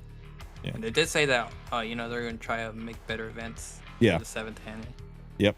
The chances of them just shit canning it, not doing anything like it or anything to replace it, are so close to zero as to be ridiculous. But we don't know. I'm not a fly on the wall of Smilegate headquarters. They most certainly don't give us their inner thoughts and advanced knowledge. We're here waiting and seeing with the rest of you, but keep the faith. Something's going to happen, and hopefully it's at least Headhunt, and at most something better. Do you think they delayed it because of the special banner that was discounted? Maybe. Possible. Possible. Well, I'm sure that's why they delayed it before, but now we're away from that, so I'm not... I guess technically it was still up. It was still up this morning when this released, so maybe they didn't want it... No, it wasn't. That was last week. It was gone. Yeah, I don't know why, though. I mean, everybody, like, if there was a betting pool, a whole bunch of people just lost money because everybody was expecting it in this announcement. And it's not exactly the best way to subvert expectations, Smilegate. Yeah. Christmas Headhunt, maybe. Yeah, that's maybe. What we're all hope. We're fingers crossed, guys. Maybe they're lining it up with Chinese New Year. Maybe they are stacking it around a collab that's planned down the road. We don't really know. Yeah. And we won't know until they tell us, and they'll tell us when they are damn good and ready to tell us. You guys got anything else you want to discuss? If we're getting a collab, I hope it's solo leveling, and the guy does AoE pilfer. Yeah, so true. No, I mean, there's a lot of stuff that I want as a collab. You guys already know if you've been watching me for a while. Hololive, Nier, Final Fantasy. I'll take any of those. Yep. They did say that they did like a while back, just so we did talk about it. Like, but Final Fantasy would go hard. Yeah, back when we had the old CM team, they were like, "Oh, we got potentially 2 collabs in the works," and I'm like, "Well, now we saw 1 this year," and I'm like, "Is that second one still there?" Remember when they said that? Terrible. Remember when they said they had 2 collabs in the work, one that everybody would be excited about and one that they, it was nice, but people would probably kind of not be excited about. I'm thinking more and more that the second one they were referring to was the collab with the voice actress who did the song for the World Cup. Okay. I think that might have been That was what he pretty was good. referring to, which, that is technically a collab, but when you say the game's getting a collab, that's not what people are expecting, right? That's not what jumps into your mind. We think things like Bleach, we think things like Overlord, we think things like Chainsaw Man. We don't think things like, a new OST. Nice. They did, yeah. Speaking of they all- Overlord, do you think they're gonna rerun that event, like the gear No. event? No, I don't think so. Spy Family would be cool. Everyone would think- pull for Yor though. I think if they reran Overlord, they would have to I don't mean like Overlord. I meant like the Elite Day gear event. Oh, do I think they'll do a Lethe style gear event like they did for the Overlord collab? Yeah. Because I was kind of expecting it for Free Ring collab. Well, I mean, you technically now have Otherworldly Hunt, so Yeah. Yeah, I don't know. I would love a Chainsaw Man collab. High five, Holo. That would be my. That would be personal. That would be my number one for personal. But for what's best for the game, I would want something that gets everybody hyped. I would want Jujutsu Kaisen. I would want Bleach. I would want Nier. I'd want something that gets Hololive because of the number. Hololive wouldn't be my favorite collab, but it would be so good for the game because it would bring so many people in. I want something that's going to make the game better, that's going to bring in a massive community and get new players in and make things hype.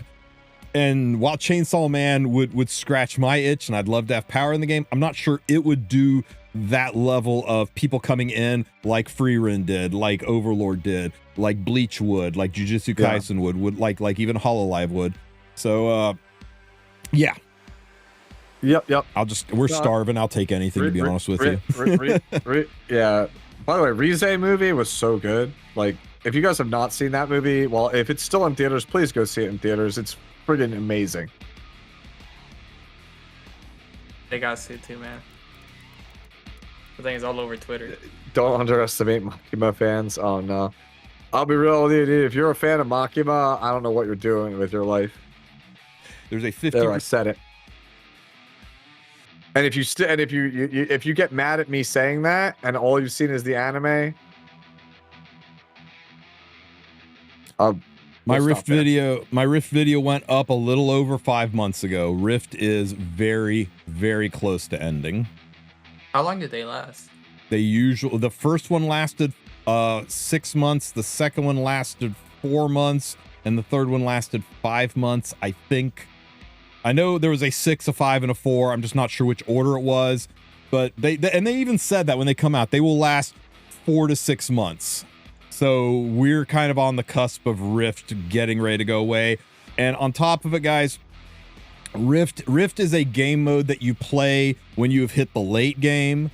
Once you get to the end game, you never go back to Rift. Rift is where you go to get all of the gear you need to gear all of the units on your account, because you can pick the specific gear you need. You need Pen and Torrent, but you don't need Injury. That's fine. You do Rift. You get all the pieces you need, and then you get the gear on all of your units. And once all your units are geared, and the game becomes less about do I get gear for my Renok and more about do I get better gear for my Renok, that's where you abandon Rift and you start farming Otherworldly, because Rift gives you about a 40% to 60% ratio of purple to red, right? 30 to 40% of your gear from Rift is going to be purple. It's going to be red.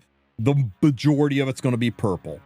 Whereas Otherworldly, it's about 50 to 70% of the gear is red and only 50 to 20 or 50 to 30% is purple. So you get a lot less purple gear, a lot more red gear. You have the shot at Otherworldly gear, but you do get a slightly higher volume of gear. So Rift is quantity over quality. And when you're talking about needing to get, I was like, I can't play Mort because I just don't have any Destro sets yet. I can't play Setska because I don't have my what's the stupid set people on Setska Riposte yet. Then Rift is really good for that. While Sue's talking, I'll pull up examples. Go for it, Sue. No, I was just saying, I think they're gonna just end up when they kill Rift and inevitably bring it back. Like they're just gonna, I think, overhaul it because I really think that I know that you have quantity on Rift side, but I really think for the vast majority of players, Otherworldly is just better.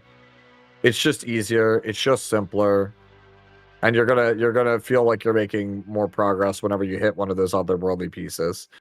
Every otherworldly piece I've actually rolled past +6 has usually been just a certified banger, amazing piece of gear, 100 equipment score plus. Here is my most recent Rift run. This one had more reds than normal, but they almost all look like this, right? At 30 Rift runs, we got 1, 2, 3, 4, 5, 6, 7, 11. 12, 13, 14, 15. That's the same row. So yeah, we got 11. We got 11 pieces of red gear out of this. All the rest was purple. Mm-hmm. Out of 60 plus however many we got from the pet, but out of the 60 plus what we got from the pet, 60 pieces of gear, 11 of them were red. 11 out of 60 pieces of gear. 1 out of 6 pieces of gear was red. The rest were purple. And also in 30 runs out of 60 pieces of gear, only 2 of them were shiny. Right? The high gear score shiny gear. Now, I'm going to give you some examples of what I got doing otherworldlies.